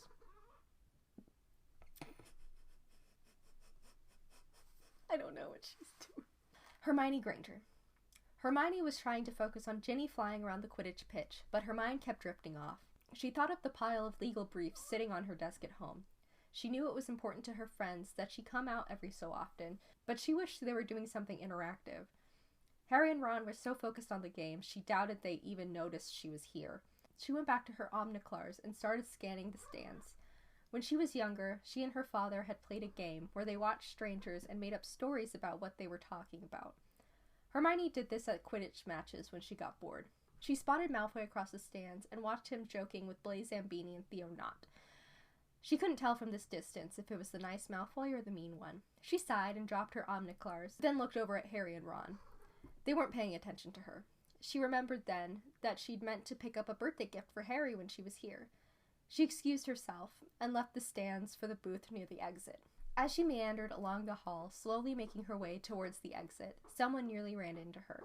"Pardon me," the wizard cut off when he saw her, and Hermione jumped back. It was Draco Malfoy. The nice one. She could instantly tell by his warm smile. Granger," he said, then gave her a curt nod. "What spell did Harry use on you in the bathroom in 6th year?" Hermione blurted out. Malfoy smirked and answered easily. "Sectum Sempra, a specialty of Snape's, I later learned." She narrowed her eyes. And what book did we discuss in the cafe? Malfoy hesitated and considered the question before eventually answering correctly, A Tale of Two Cities. Hermione nodded but continued to regard him warily. You think I'm using polyjuice? Hermione shrugged, slightly embarrassed. It's the only explanation for why you're acting so nice. If I wanted to be nice to you, why would I disguise myself as someone you used to hate? Hermione had to admit he had a point. She also hadn't missed his phrasing, used to hate. Why did he assume she didn't still hate him? Because they danced together? Or because of that short conversation in the cafe? I don't know what's going on, but polyjuice was the only thing I could think of. Maybe an accident with a cheering charm? Though that wouldn't explain your sour mood a few weeks ago. Malfoy changed the subject abruptly. Have a drink with me. Hermione stepped back. Oh, no thank you. I really should get back. I doubt they've noticed you've left. Come on, I'll make sure to get you back before the game ends. There is no way you can know when that will be. They could catch the snitch at any moment. Or it could take days, Malfoy argued. Come on. Why? He shrugged. No, tell me, why are you being so nice? He looked back at her, and she saw him biting the inside of his cheek as his eyes darted around, as if he was searching for the right answer. I want to make amends. I'm sure Potter told you I apologized to him a while back. Well, now it's your turn. Wait. He cocked his head at her. Have I apologized to you yet? Hermione looked back at him, confused. He looked like he really didn't know the answer to that question. No. He remembered Harry mentioning Malfoy's apology last year. He said he told Malfoy that he wasn't the only one who he should apologize to. Harry said Malfoy had nodded, then admitted that it had taken him a year to work up the courage to go to Harry, so he'd at least need another year to work up the courage again. It was 1 year later. Maybe Hermione was next on his apology tour. Let me buy you a drink and tell you all the things I'm sorry for, Malfoy continued. I thought you said you'd get me back before the end of the game. If you truly went through the whole list, we'd be out all night. So, is that a yes? No, it's a fine. He nodded, then turned towards the exit. I guess I'll take what I can get. Let's go. End of chapter 3. Okay, I'm back. It's a new day, and I'm ready to read chapter 4 of Timeless. Chapter 4.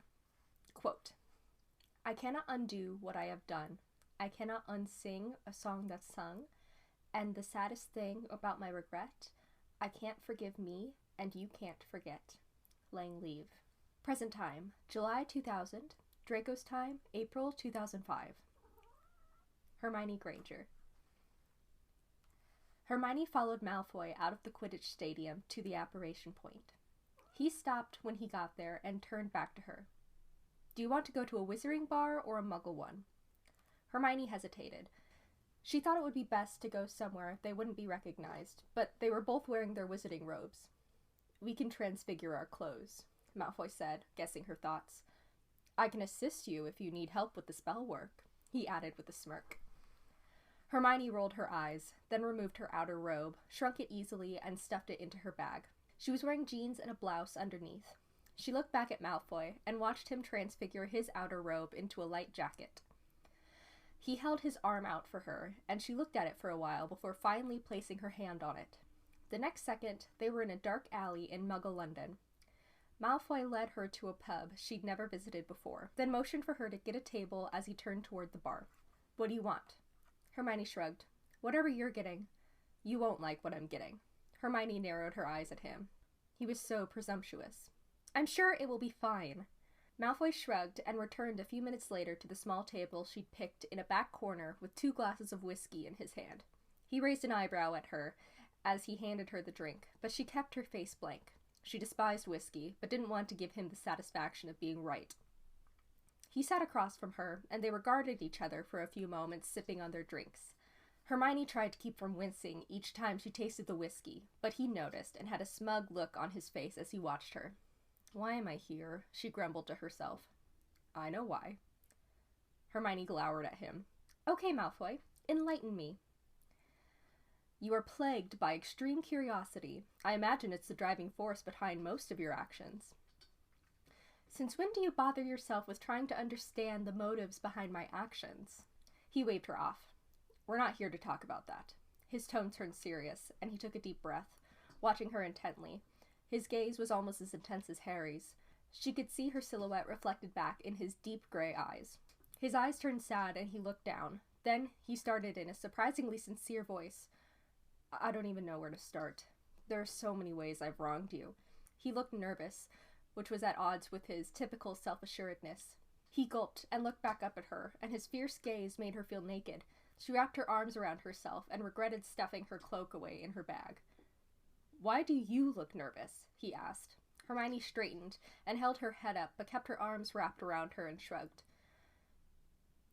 I know you have no reason to trust me, but I'm not going to hurt you again. Well, he paused, like he was remembering something. Not on purpose. He took a deep breath. Okay, first year. Even before I met you, I didn't want you to be admitted to Hogwarts. That wasn't fair. Our entire world would be a lot worse off without you in it. He paused to give her a small smile, and Hermione couldn't help but return it. And the teasing about your bushy hair and teeth, I didn't start it. That was Pansy, but I definitely had a hand in keeping it going. But the joke was on us. Who knew you'd turn out to be so beautiful? Hermione downed the rest of her drink just so she had something to do. She had no idea how to respond to such an unexpected statement. She couldn't remember the last time she'd been rendered completely speechless like this. Second year, Malfoy continued. This one was pretty bad. Present time, April 2005. Draco's time, July 2000. Draco Malfoy. When Draco time jumped from the Quidditch match, he appeared back at the house he shared with Granger in the future. He was sitting in the main room, on a couch, with his hand resting on her leg. He looked up and saw her watching him, concerned, and for a moment he got lost in her large brown eyes. When he realized where he was and who he was with, he pulled his hand away from her leg and sneered at her, but her expression remained the same, worried, caring, kind. What's the date? He spat, hoping to wipe that expression off her face. She sighed and leaned back on the couch before answering. It's April 17th, 2005. And you're from July in the year 2000? How do you know that? You keep track of the dates you jump, so when you get to the future, you know when you're headed to the past. Though you never know exactly what time. I guess you can track that too if you want. It's 3:20 p.m. Draco considered this. It was comforting to know that the time jumping got easier. It was a pain now, never knowing when he would suddenly disappear. But I've been to the future before, and it didn't seem like you were expecting me. Granger nodded. Occasionally we lose track. Her voice turned sad. We like to pretend the time jumping doesn't exist sometimes. Draco scowled at her easy use of the word we. She was talking like she and him were a team, with shared thoughts and feelings. Well, you are married. She was watching him, with that concerned expression again. What are you so angry about, Draco? Stop calling me that. What, your name? Draco nodded. Okay, Malfoy. Though I'm sure you know by now that's my name too. Don't remind me, he interrupted. He dipped his head down into his hands. This is fucking bullshit. Which part? Draco looked up from his hands and scowled back at her. The part where I end up with you. He saw a flash of hurt in her eyes and felt a little guilty, but kept glaring at her anyway. She crossed her arms and fixed him with a stern look. The last time you came from the past, you accompanied me to the Potters for Easter and then apologized for ruining my honeymoon. I guess I was bound to get a sour Draco this time. He stood up and started pacing the room.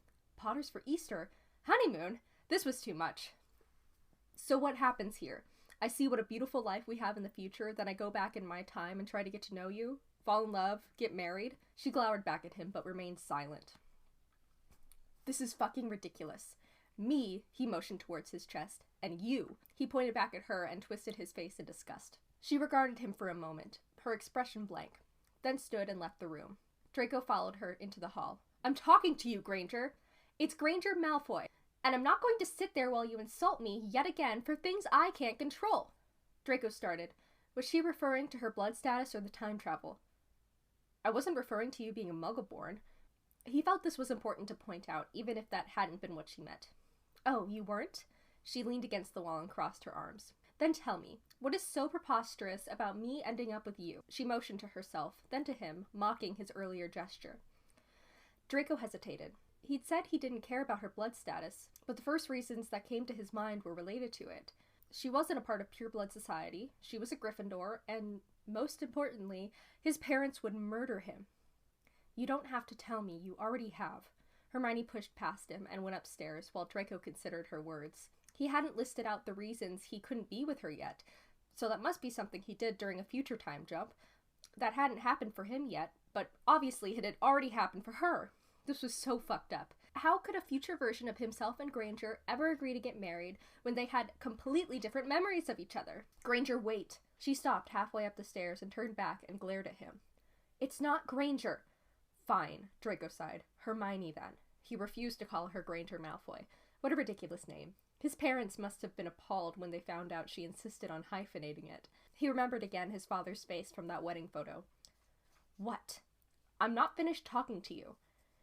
She started walking up the stairs again. I don't care. Leave me alone. I'm sure you know where everything is by now. He chased after her and reached her bedroom door right when she did, then held the door open so she couldn't close it. Shouldn't you have to listen to me? I'm your husband. The word felt strange on his tongue. Ha! And you think I subscribe to the outdated gender roles set up in pureblood marriages? I know you're arrogant and a prat in this time, but I never pegged you as stupid. She moved to push the door closed, but he kept a firm grip on it, holding it open. How are you okay with this? Surely you see this is fucked up.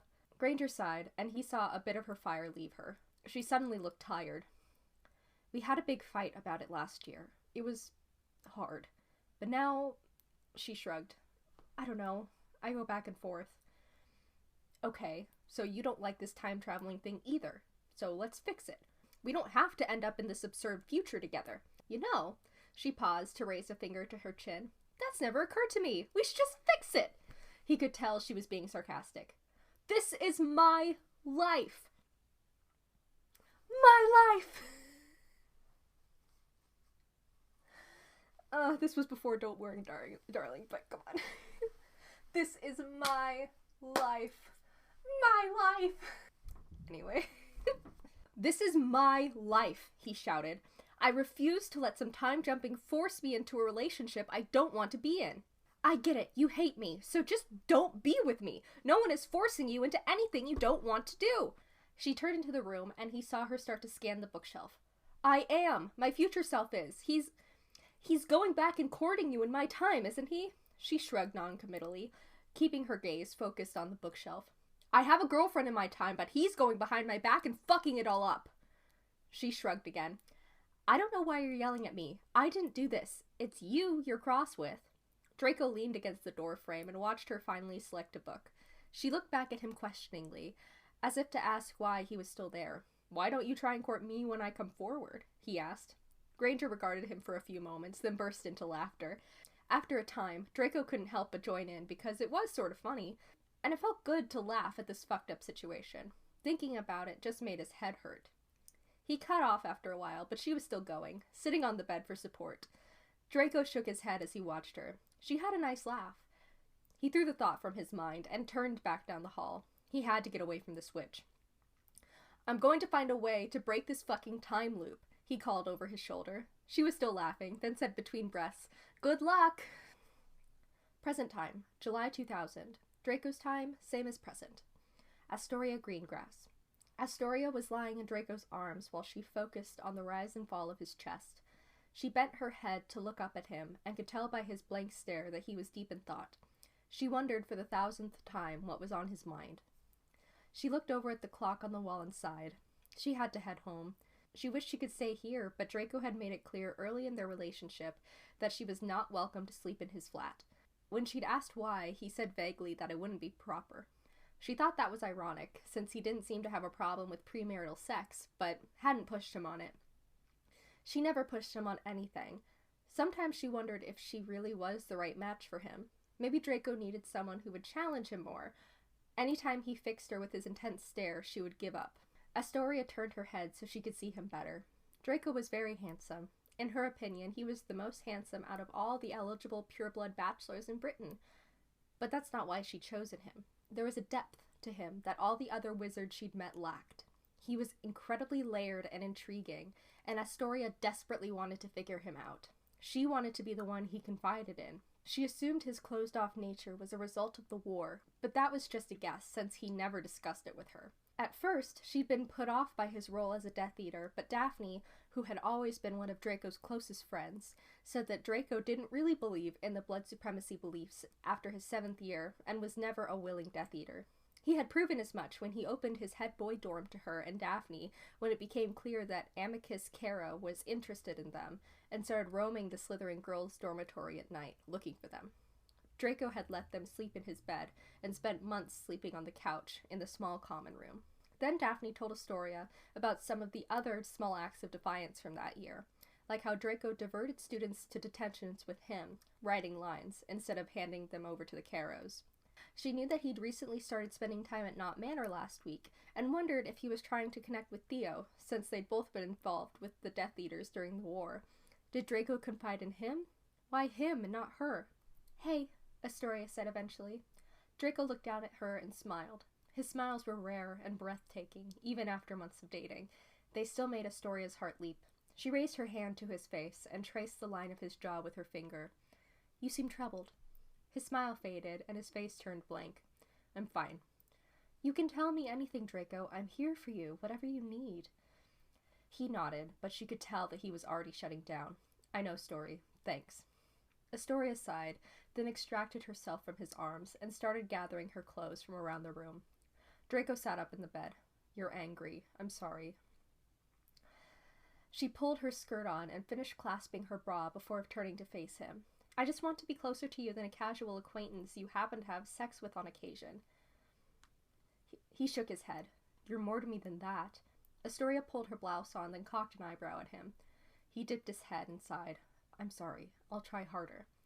"It's not that, Draco." She moved to the bed and cupped his face in her hand. "You shouldn't have to try harder. It should feel natural." She bent and placed a kiss on his cheek. "Whenever you're ready, I'm here." He nodded back at her, and she left the room before he tried to charm her with empty words. Present time, August 2000. Draco's time, May 2002. Hermione Granger. Several weeks after the night of the Quidditch match, Malfoy showed up at Hermione's cafe again. She was surprised to see him there, since she'd assumed that after he finished apologizing to her, he'd leave her alone. That night had been intense. Malfoy had worked through his apologies from each year of school, ending with the day she'd been tortured in his drawing room. When Harry had described Malfoy's apology, he said he'd struggled to get through it and left abruptly once it was done. But Malfoy had stayed with Hermione and seemed very interested in her response. He never asked for forgiveness, but it was clear from the way he was staring at her that he wanted it. But Hermione wasn't ready to offer that yet.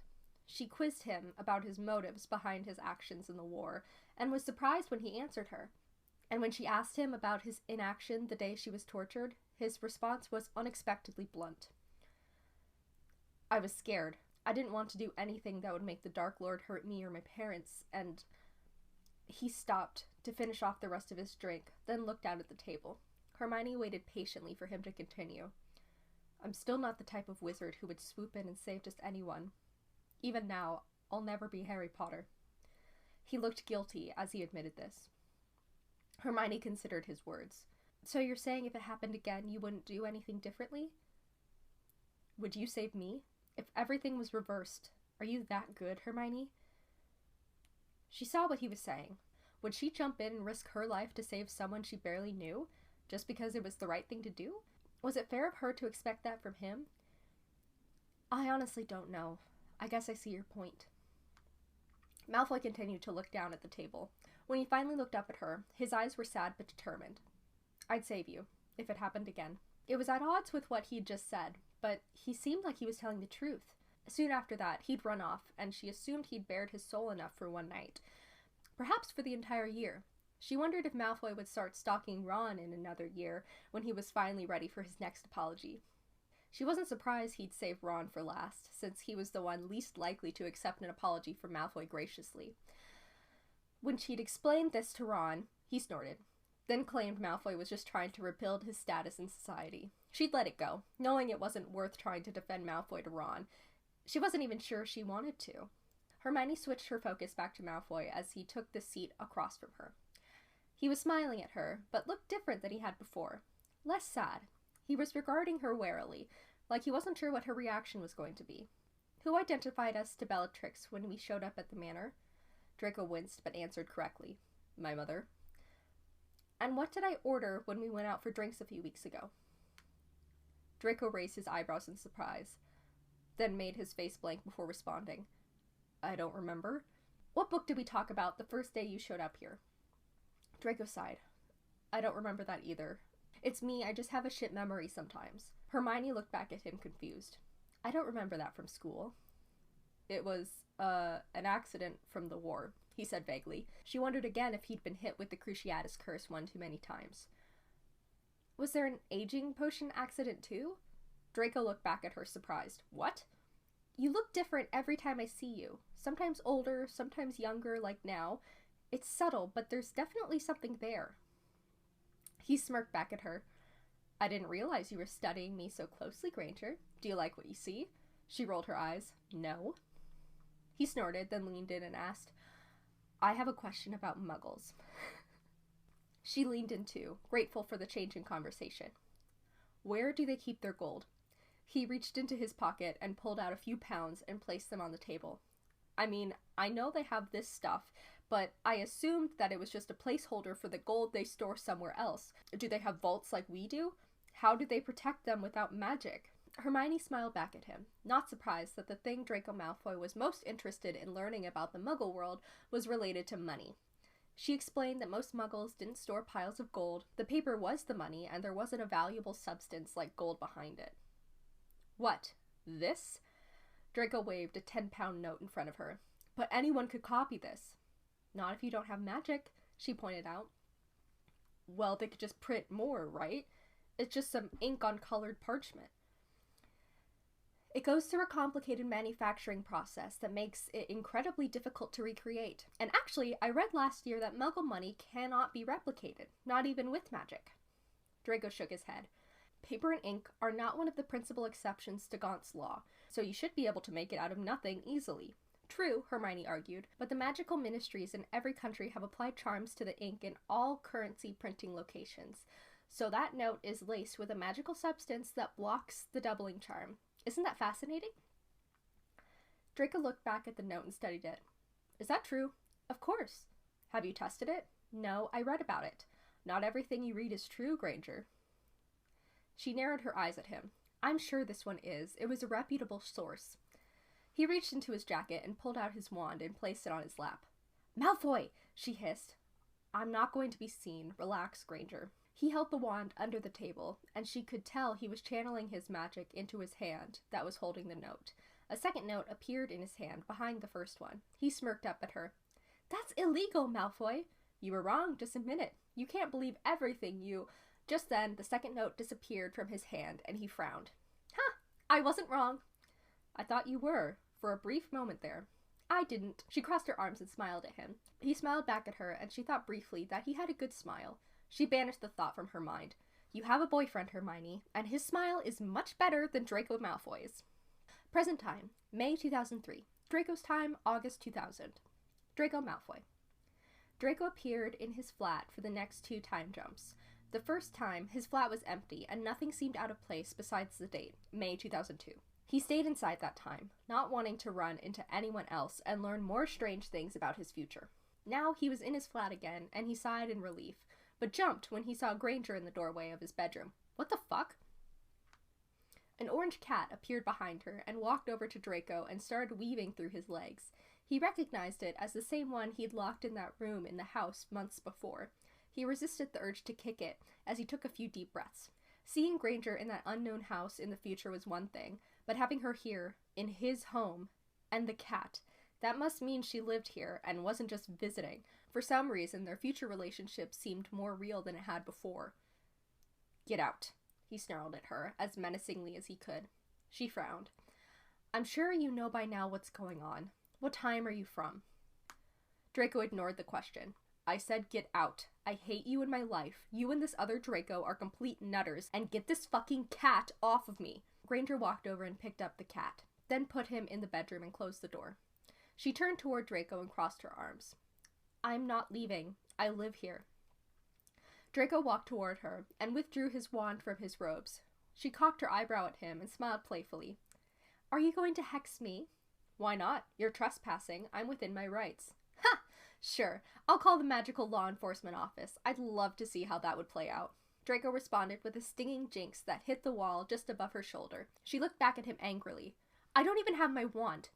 Then get it, he said through gritted teeth, keeping his wand trained on her.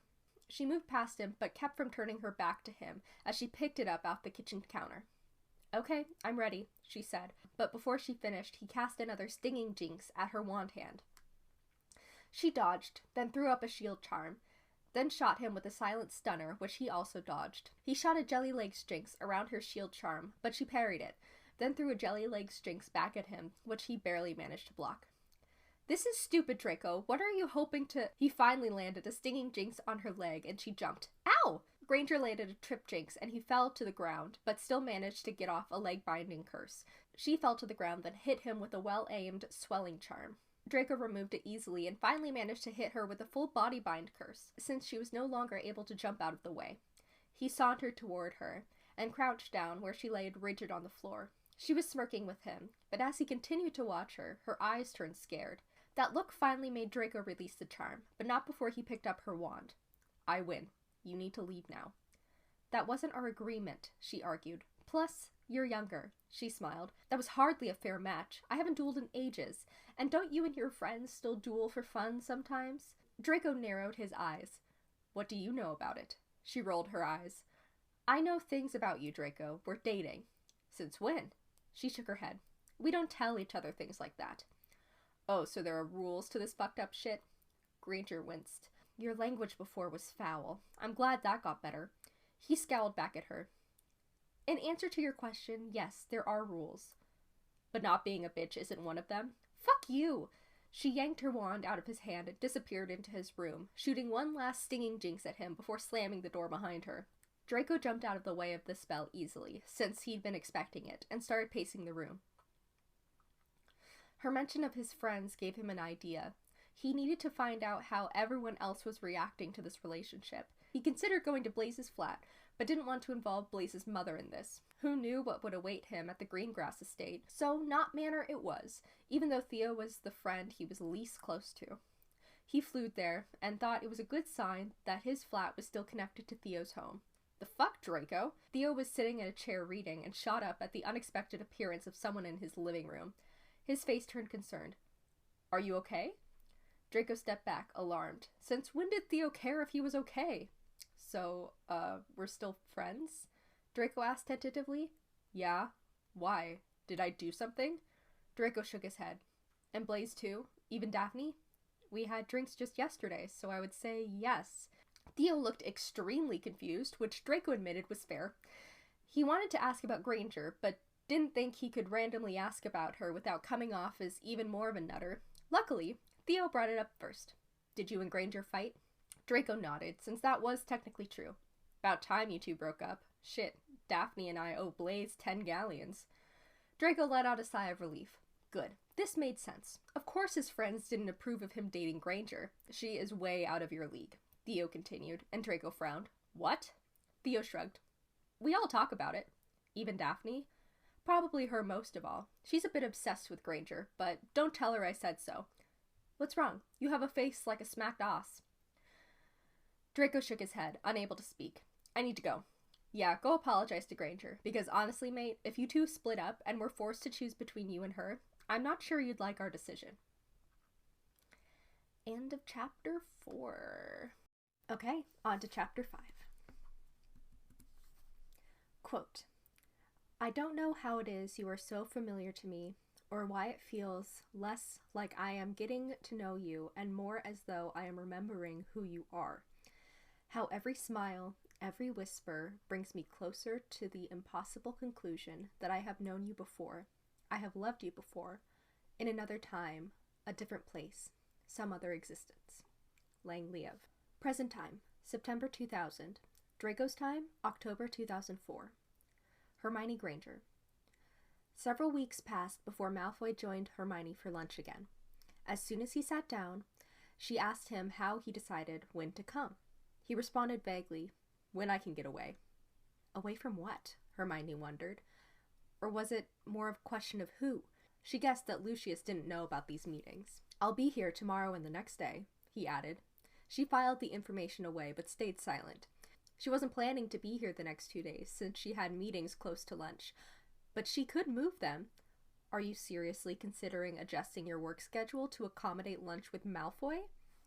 Hermione shook her head. She would think about that later. She focused back on him and saw him tilting his head to read the title of the book she was holding. She placed it on the table so he could see it better. "Have you read this?" Malfoy grimaced when he read the title. 1984. "Yeah, I've read it. The power of holding two contradictory beliefs in one's mind simultaneously and accepting both of them," he quoted. "What was the word for that again?" "Doublethink." Draco nodded, and he looked uncomfortable. "I am intimately familiar with the concept." Hermione knew this. He'd admitted the night of the Quidditch match that throughout the war he'd struggled with reconciling the beliefs he'd grown up learning and his hatred of the horrors he'd been forced to witness, but she didn't want to bring it all up again. He'd already apologized, and she didn't think it was fair to continuously focus on the mistakes he'd made in the past. She tried to steer the conversation away. "One of my favorite quotes is, 'Perhaps one did not want to be loved so much as to be understood.'" Malfoy cocked an eyebrow at her. "Why is that?" "It's a good reminder to me. When I was younger, I had a tendency to be overly idealistic and thought I knew what was best for everyone." She paused, expecting him to tease her, but he stayed quiet. "But to really love someone," she continued, "you need to understand them. You need to find out where they are coming from. Caring for them while pushing your beliefs on them isn't really love." She looked down then, embarrassed. It was a personal admission, and she didn't know what he was going to do with it. It was a test of sorts, she guessed, to see how he'd respond to this vulnerability. He surprised her with his next question. "What about the people who love you, Hermione? Do they understand you?" The answer came quickly to her mind. No. She'd always felt like an outsider in school. At first, she thought it was because she was a Muggle-born, but it was more than that. Even now, she always suspected she didn't quite belong. Ron didn't understand her aspirations, Harry and Ginny were too focused on each other, and her parents still didn't approve of her living in the magical world. She was always trying to understand and help others, but who was trying to understand her? She plastered a smile on her face and lied. "Of course! I'm lucky to have wonderful friends and a loving boyfriend. My parents are safe." She sighed and turned the conversation back to him. "You're surprisingly well read when it comes to Muggle literature, and you're very good at remembering quotations. I thought you said you suffered from memory lapses." He continued to study her and gave her a look that said he wasn't fooled by her sudden change in subject, but thankfully he let it slide. "It comes and goes." They kept the rest of the conversation light, and when it was time to leave, he said confidently, "See you tomorrow." Before she could point out she hadn't agreed to that commitment, he was gone. On her walk back to the Ministry, Hermione wondered if she and Malfoy were friends. She'd move her schedule to meet a friend for lunch, but Malfoy? Hermione did end up moving her meeting to accommodate lunch with Malfoy the next day. She convinced herself it was because of her annoying need to be polite. He assumed she would be there, and she didn't want to be rude and stand him up. She could have sent an owl to cancel, but that seemed too formal. And also, she was curious. When she arrived, he was already there, and she sat next to him and ordered her usual salad. She made sure to keep 1984 in the bag this time, since the conversations it had sparked the day before were too heavy. They sat in silence for a few moments while they waited for their food, and she reconsidered leaving the book in her bag. What else did they have to talk about? They had nothing in common. She couldn't discuss her friends, and she didn't know anything about his. Their families were also off the table, as was school, and any topic related to the war. Without those things, what else was there? But the conversation came easier than she expected.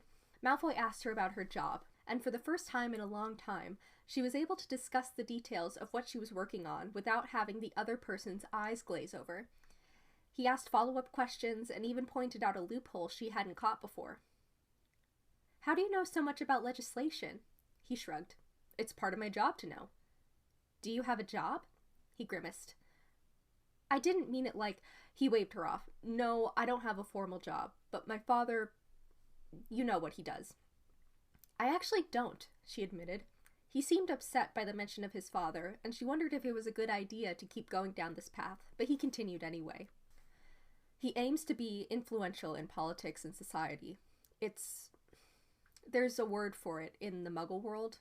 I need a second to remember it. But he wants a say in the laws that get passed, and he works to understand the political landscape so he can push and pull where needed to get where he wants. It's subtle and surprisingly complicated. Lobbyist, was that the word? Malfoy nodded, and Hermione considered. But why? To what ends? He shrugged. The same reason anyone does anything. Power. Why do you push your laws? I'm trying to make the world a better place. So is he. She scowled, and he smiled and shook his head. Everyone thinks they're right, and they are rarely doing things to make the world worse off. There are just differences in opinion. Hermione rolled her eyes, but figured it was a good idea to steer the conversation away from this particular topic. What do you do daily to influence legislation? We meet with countless people and invest in companies and projects that are important to the people we need on our side. So, bribery. Malfoy shrugged and smirked back at her. You say bribery, I say strategic investments. Do you like doing all that? It's okay. I don't mind the thought that goes into all the maneuvering. It's like a large game of chess. But honestly, I preferred the side job of managing our investments, taking the inputs from what we learn and combining them with star charts and arithmancy to maximize earnings. He stopped with a sigh when she saw his expression turn sour. But that's administrative work, not befitting a Malfoy. Those were Lucius's words. That was definitely a strained relationship, but she knew better than to press him on it. Just before Malfoy left that day, he turned to her and asked, "Same time tomorrow?" Hermione nodded without hesitation this time. Malfoy was beaming when she sat down on Friday. "Congratulations." "What?" Then she remembered. She had received an award for her work on a recent piece of centaur legislation, and there was a brief mention of it in the Daily Prophet this morning. "You saw that? You must read the Prophet cover to cover." "I do. It's part of my so-called job to know what's going on in the wizarding world." Hermione nodded, unsure if he was mocking her. "You don't seem very excited about it." "Honestly, I'm not sure I deserved it," she admitted. "Sometimes, well, I think I get recognized because I'm Hermione Granger, best friend of Harry Potter." Malfoy nodded seriously. "Did they say why you got it when they gave it to you?" She explained the law her boss had claimed was revolutionary, though it hadn't been very difficult and passed through the approval process easily. He asked her a lot of questions about the approval, and when she was done, he leaned back and nodded thoughtfully. "Well, what do you think? Was it deserved?" "Do you care what I think?" "No," she answered honestly, "but I'm interested to hear your opinion." He let out a small laugh. "I think you're right. The law itself is not much. But I think the process for approval is unique, and you found a clever way to bypass the normal review steps. That could be applied to other more impactful laws." Hermione hadn't considered that part of it. "Remember, it's not always going to be the most clever thing you do that has the most impact," he continued. He smiled at her. "I think it was deserved, and you should be proud." Hermione smiled back at him, finally allowing herself to feel proud of the achievement. "Thanks, Malfoy." Later that night, Hermione and Ron were getting ready to go out to dinner with Harry and Ginny to celebrate the award. She was fixing a stray curl with her wand when Ron appeared in the mirror behind her. "I'm so proud of you," he whispered in her ear as he wrapped his arms around her. "Thanks, but, well, I don't think I ever explained why I got this. I only just put it all together today, with Draco Malfoy's help." "You explained. The centaur law. I remember. It was brilliant." "I don't think it was the law itself, but the new process for approval I was able to use to—" She cut off when she saw the blank look Ron always got when she attempted to talk about her work. "We have to go. I can explain later if you want to hear about it." "Of course." He looked relieved. "You're brilliant. It's no surprise you got an award for it, and no doubt there will be many more to come." Hermione bit her lip. She didn't like to be recognized for her raw intellect. She preferred when people applauded the things she did with it. It would be the same if Malfoy was regarded for being rich. There was nothing special about that, but if he used the money well, then that would be commendable. She shook her head. She was spending too much time thinking about Malfoy. She should focus back on Ron, who was right in front of her, smiling and wanting to celebrate her. She returned his smile and tried to clear her thoughts of Malfoy for the rest of the night. Present time, September 2000. Draco's time, same as present. Draco Malfoy. Draco was researching in the main library at Knott Manor when he saw Theo walk in. He tried to ignore him and hoped he'd go away. Draco still hadn't been able to reconcile this Theo with the one he'd met in the future. When did Theo's indifference and biting sarcasm turn into genuine concern? "Why are you so interested in time travel?" Theo asked. Draco had guessed Theo would keep track of the books he was researching, so he'd prepared an excuse. Though with limited follow-up, Theo would be able to find he was lying. Draco hoped he wouldn't care enough to check. I'm doing research for a company we're looking to invest in. A time travel company? Everyone knows the time turners were destroyed. They're foreign.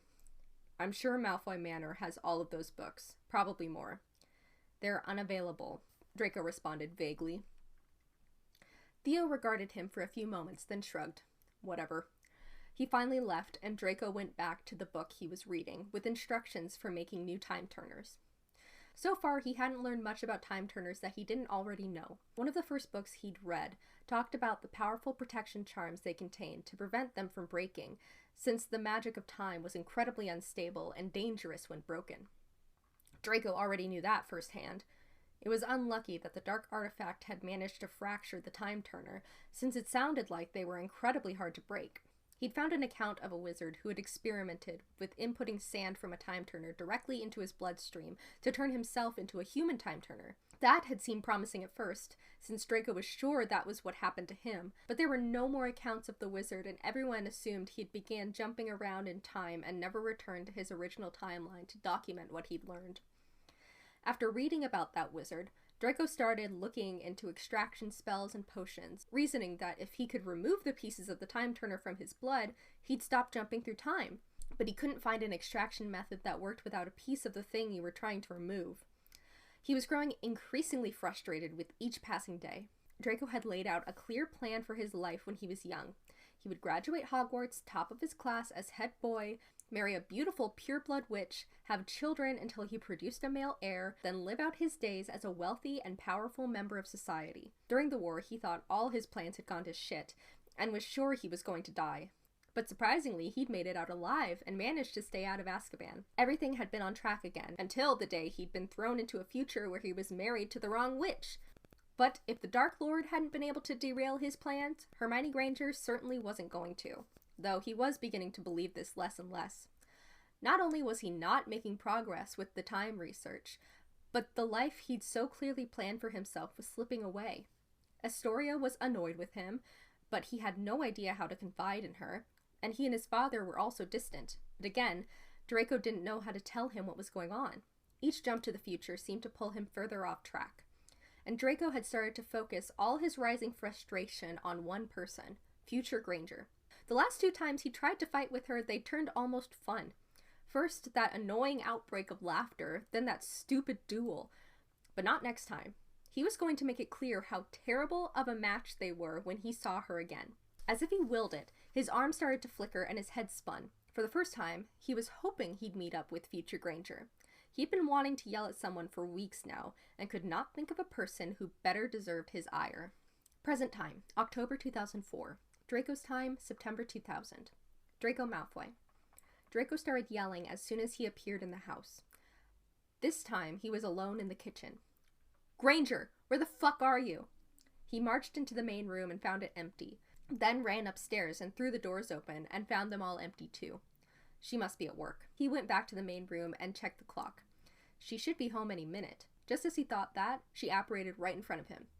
Well, well, if it isn't my lovely wife, he said with as much sarcasm as he could muster. Leave me alone, Draco. She ran up the stairs, and when she reached the bedroom, she tried to slam the door behind her, but he caught it with his hand and pushed it back open. No, we are going to talk about how you fucking ruined my life. You don't get to do this! Draco was stunned into silence by the unexpected outburst. Do you know the day after you proposed to me, your past self traveled forward, called me a bitch, then disappeared for 2 days? You don't get to come here and treat me like this. I never did this to you.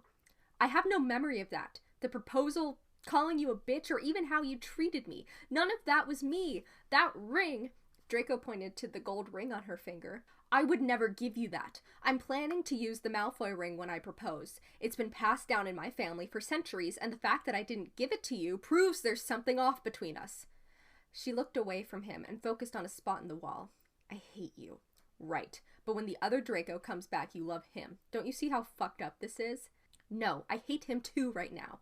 She looked back at him, and he saw a mixture of anger and pain in her eyes. I hate all of you from all your times. I hate this. I hate constantly having to cover for you. And I hate how when you leave, you get to go to some better, younger, nicer version of me, and I get you. Then do us all a favor and leave him, please. I can guarantee that deep down, that's what he wants you to do. He just wants to go back to the original life he'd planned for himself. She regarded him for a few moments, then stormed off and locked herself in the spare room. She didn't come out for the rest of the night. Draco slept on the couch, since he didn't want to sleep in their bedroom and she had claimed the spare room he usually used. That night he had another nightmare, and this time Granger didn't come to help him. He convinced himself he didn't care, but it took him hours to get back to sleep. The next morning, he was awoken by sounds of banging in the kitchen. He sneered, sure she was being louder than necessary in an attempt to wake him up. He joined her in the kitchen and watched her prepare tea for a few moments, then started in again on their conversation for the previous night.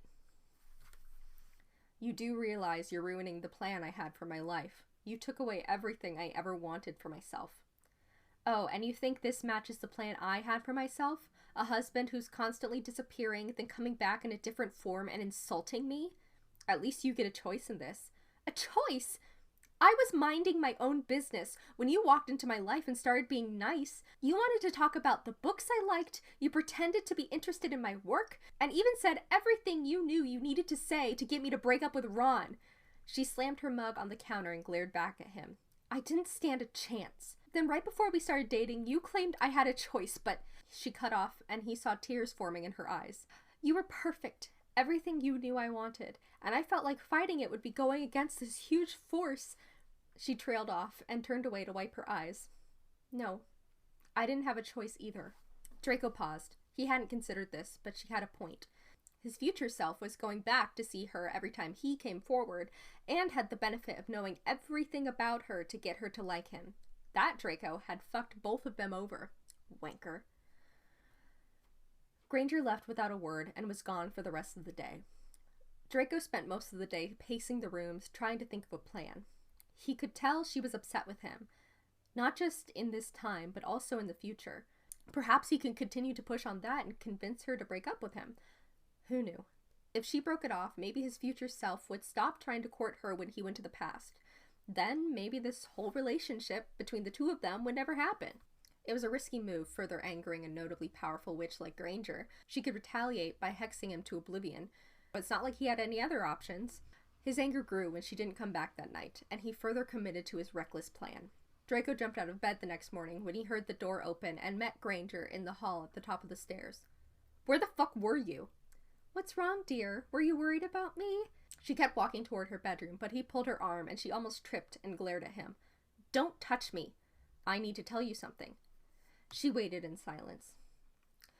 I want you to know that I would never be attracted to someone like you. I find you to be a repulsive, annoying, bitchy know-it-all. This is clearly an alternate reality and not a continuous timeline, because the person I am today would never end up with you. Granger stepped closer to him and scowled. Do you know how you ended up with me? You realize somewhere along the way that you're pathetic. You have no real friends, and you spend your days following your father around like a house elf, and clinging to a surname that everyone in the wizarding world despises.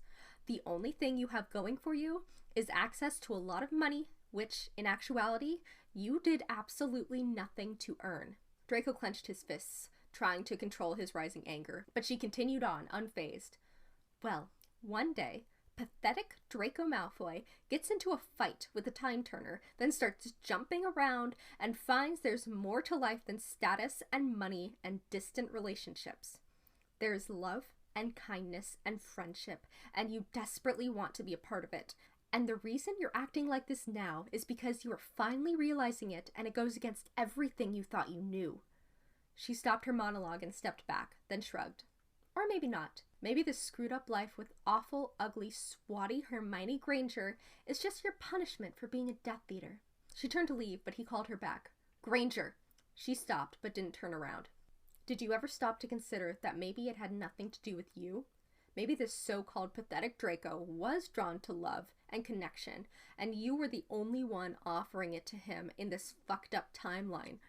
But given the choice, I'm sure he never would have chosen lonely, pathetic, insecure Hermione Granger. Granger turned back to him, and before he could register the wand in her hand, he'd been hit by a full-body bind curse. He fell painfully on his side and tried to suppress his cry of pain, not wanting to give her the satisfaction of knowing she'd hurt him. She crouched down next to him, and he saw there were tears streaming down her face. Draco knew he should feel triumphant, but the sight made him uneasy. All this talk of how Draco Malfoy could have possibly ended up with Hermione Granger, when the real question is, how the hell did I end up with you? She turned and disappeared into her bedroom, then emerged a few moments later and stormed down the stairs. "Granger!" He tried to shout through his locked jaw, but the sound came out muffled. He heard the front door slam and called again, but there was no response. She was gone. Present time, September 2000. Draco's time, same as present. Draco Malfoy. Granger had left Draco petrified in the hallway all day. It was hours before he finally disappeared back to his time. A week later, he saw her again, in his own time, eating lunch with her boyfriend at Diagon Alley. When she turned toward him, he shot her the most hateful look he could muster. It wasn't even a part of his scheme to get her to break up with him. He legitimately hated this witch. The words she'd said to him that day were still echoing through his mind. There's more to life than status and money and distant relationships. There's love and kindness and friendship, and you desperately want to be a part of it. What happened? Blaise asked, watching as Granger looked back at Draco, confused. The last I checked, you two were sharing dances. Now you're back to hating her? Draco ignored the question and pulled Blaise down the road. Let's go. Blaise shrugged him off, annoyed. Then Draco remembered the first time he'd jumped. He'd almost forgotten Blaise had been there in his flat, looking at him, sad and concerned.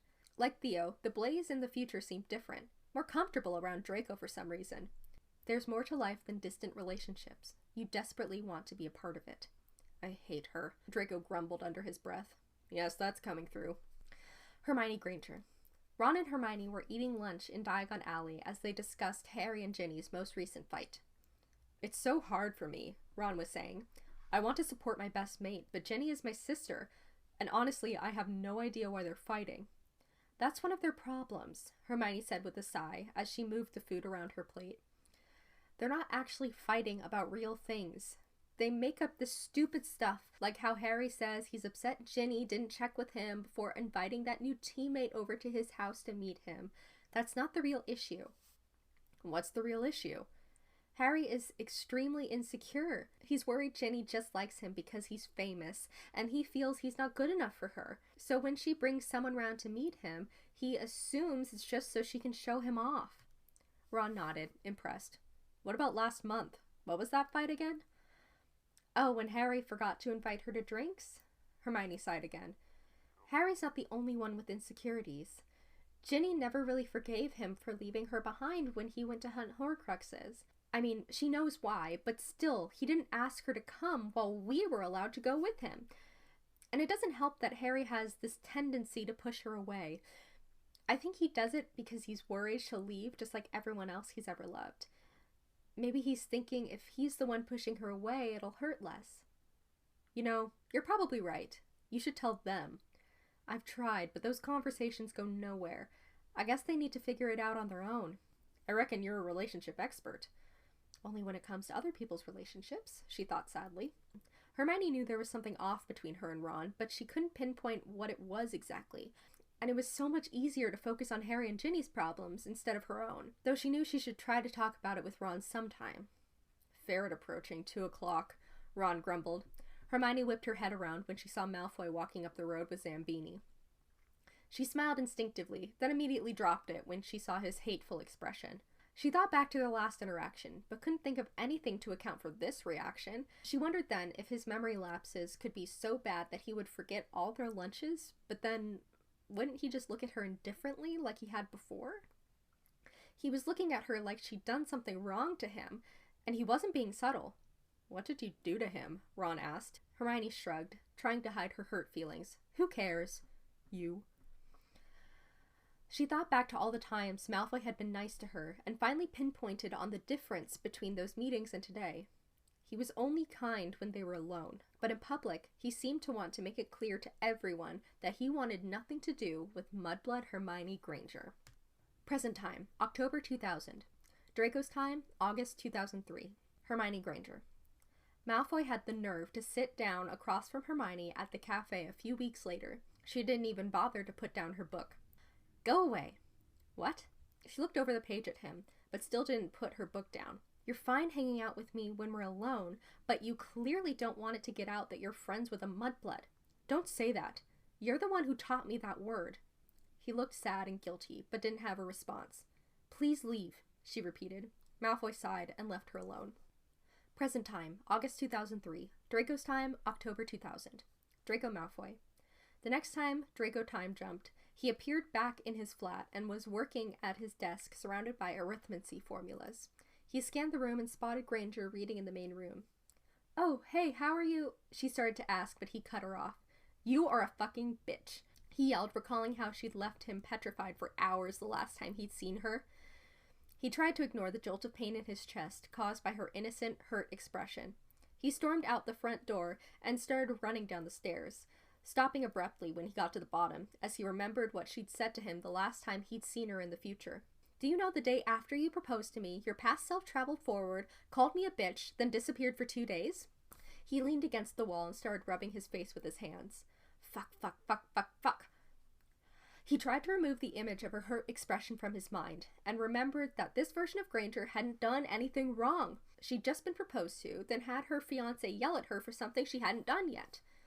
I am not her fiancé, he corrected. I will never be her fiancé. But the words felt hollow. He thought he had control over this time jumping, but here he was, fulfilling something she said would happen without meaning to. The feeling of helplessness took him right back to the war, when he'd been powerless to act or even speak against the Dark Lord. Draco promised himself he'd never lose control of his life like that again, but here he was, living out this timeline he hated and apparently couldn't change. He sighed. If he went back to the flat, he would change it, wouldn't he? He wouldn't have done the part where he disappeared for 2 days, but he couldn't see her without completely losing it. Draco transfigured his clothes and checked into a Muggle hotel. Just as Granger had said, the time jump lasted 2 days. When he got back to his flat, there was a letter waiting for him again. Draco, it's me again. I know I'm not your favorite person right now, and after you read this, you're going to like me even less. But remember, I know exactly how you're feeling because 3 years ago, I was standing right where you are, reading this very letter. Draco snorted and almost threw the letter in the fire, but something made him keep reading. Well, as it turns out, you're not my favorite person either. I can handle you fucking with Hermione in my time because she mostly understands, and I can clean up your mess when I get back. But if you continue to fuck with her in your time, I'm worried this relationship won't happen. And without her, we are nothing. Hermione is the answer to every question that plagues you right now. The unknown source of apprehension every time you consider proposing to Astoria, the detachment between you and your friends that you can't figure out how to remedy, your hesitation in admitting to Father that you'd rather track investments than serve on boards, and the fear that no one in the world will ever truly understand you or want to. She will fix it all if you let her. You won't feel lonely or unmoored, but you need to give her a fucking chance. I know you hate the time jumping, you feel out of control and that you're being forced toward a future you don't want. But believe me, you'll come to see this for the blessing it is if you can get your head out of your ass. I told you before, and I'll tell you again. Be nice to Hermione Granger. Draco. Draco balled up the letter and threw it violently into the fire. It's my fucking life. End of chapter. Okay, so that is the end of this video. The next segment of 5 chapters will be out soon. As of now, I literally just finished reading chapter 5, so I've got to read the next 5 chapters, edit everything. Hopefully I'll have it out maximum in the next week. But yeah, see you next time.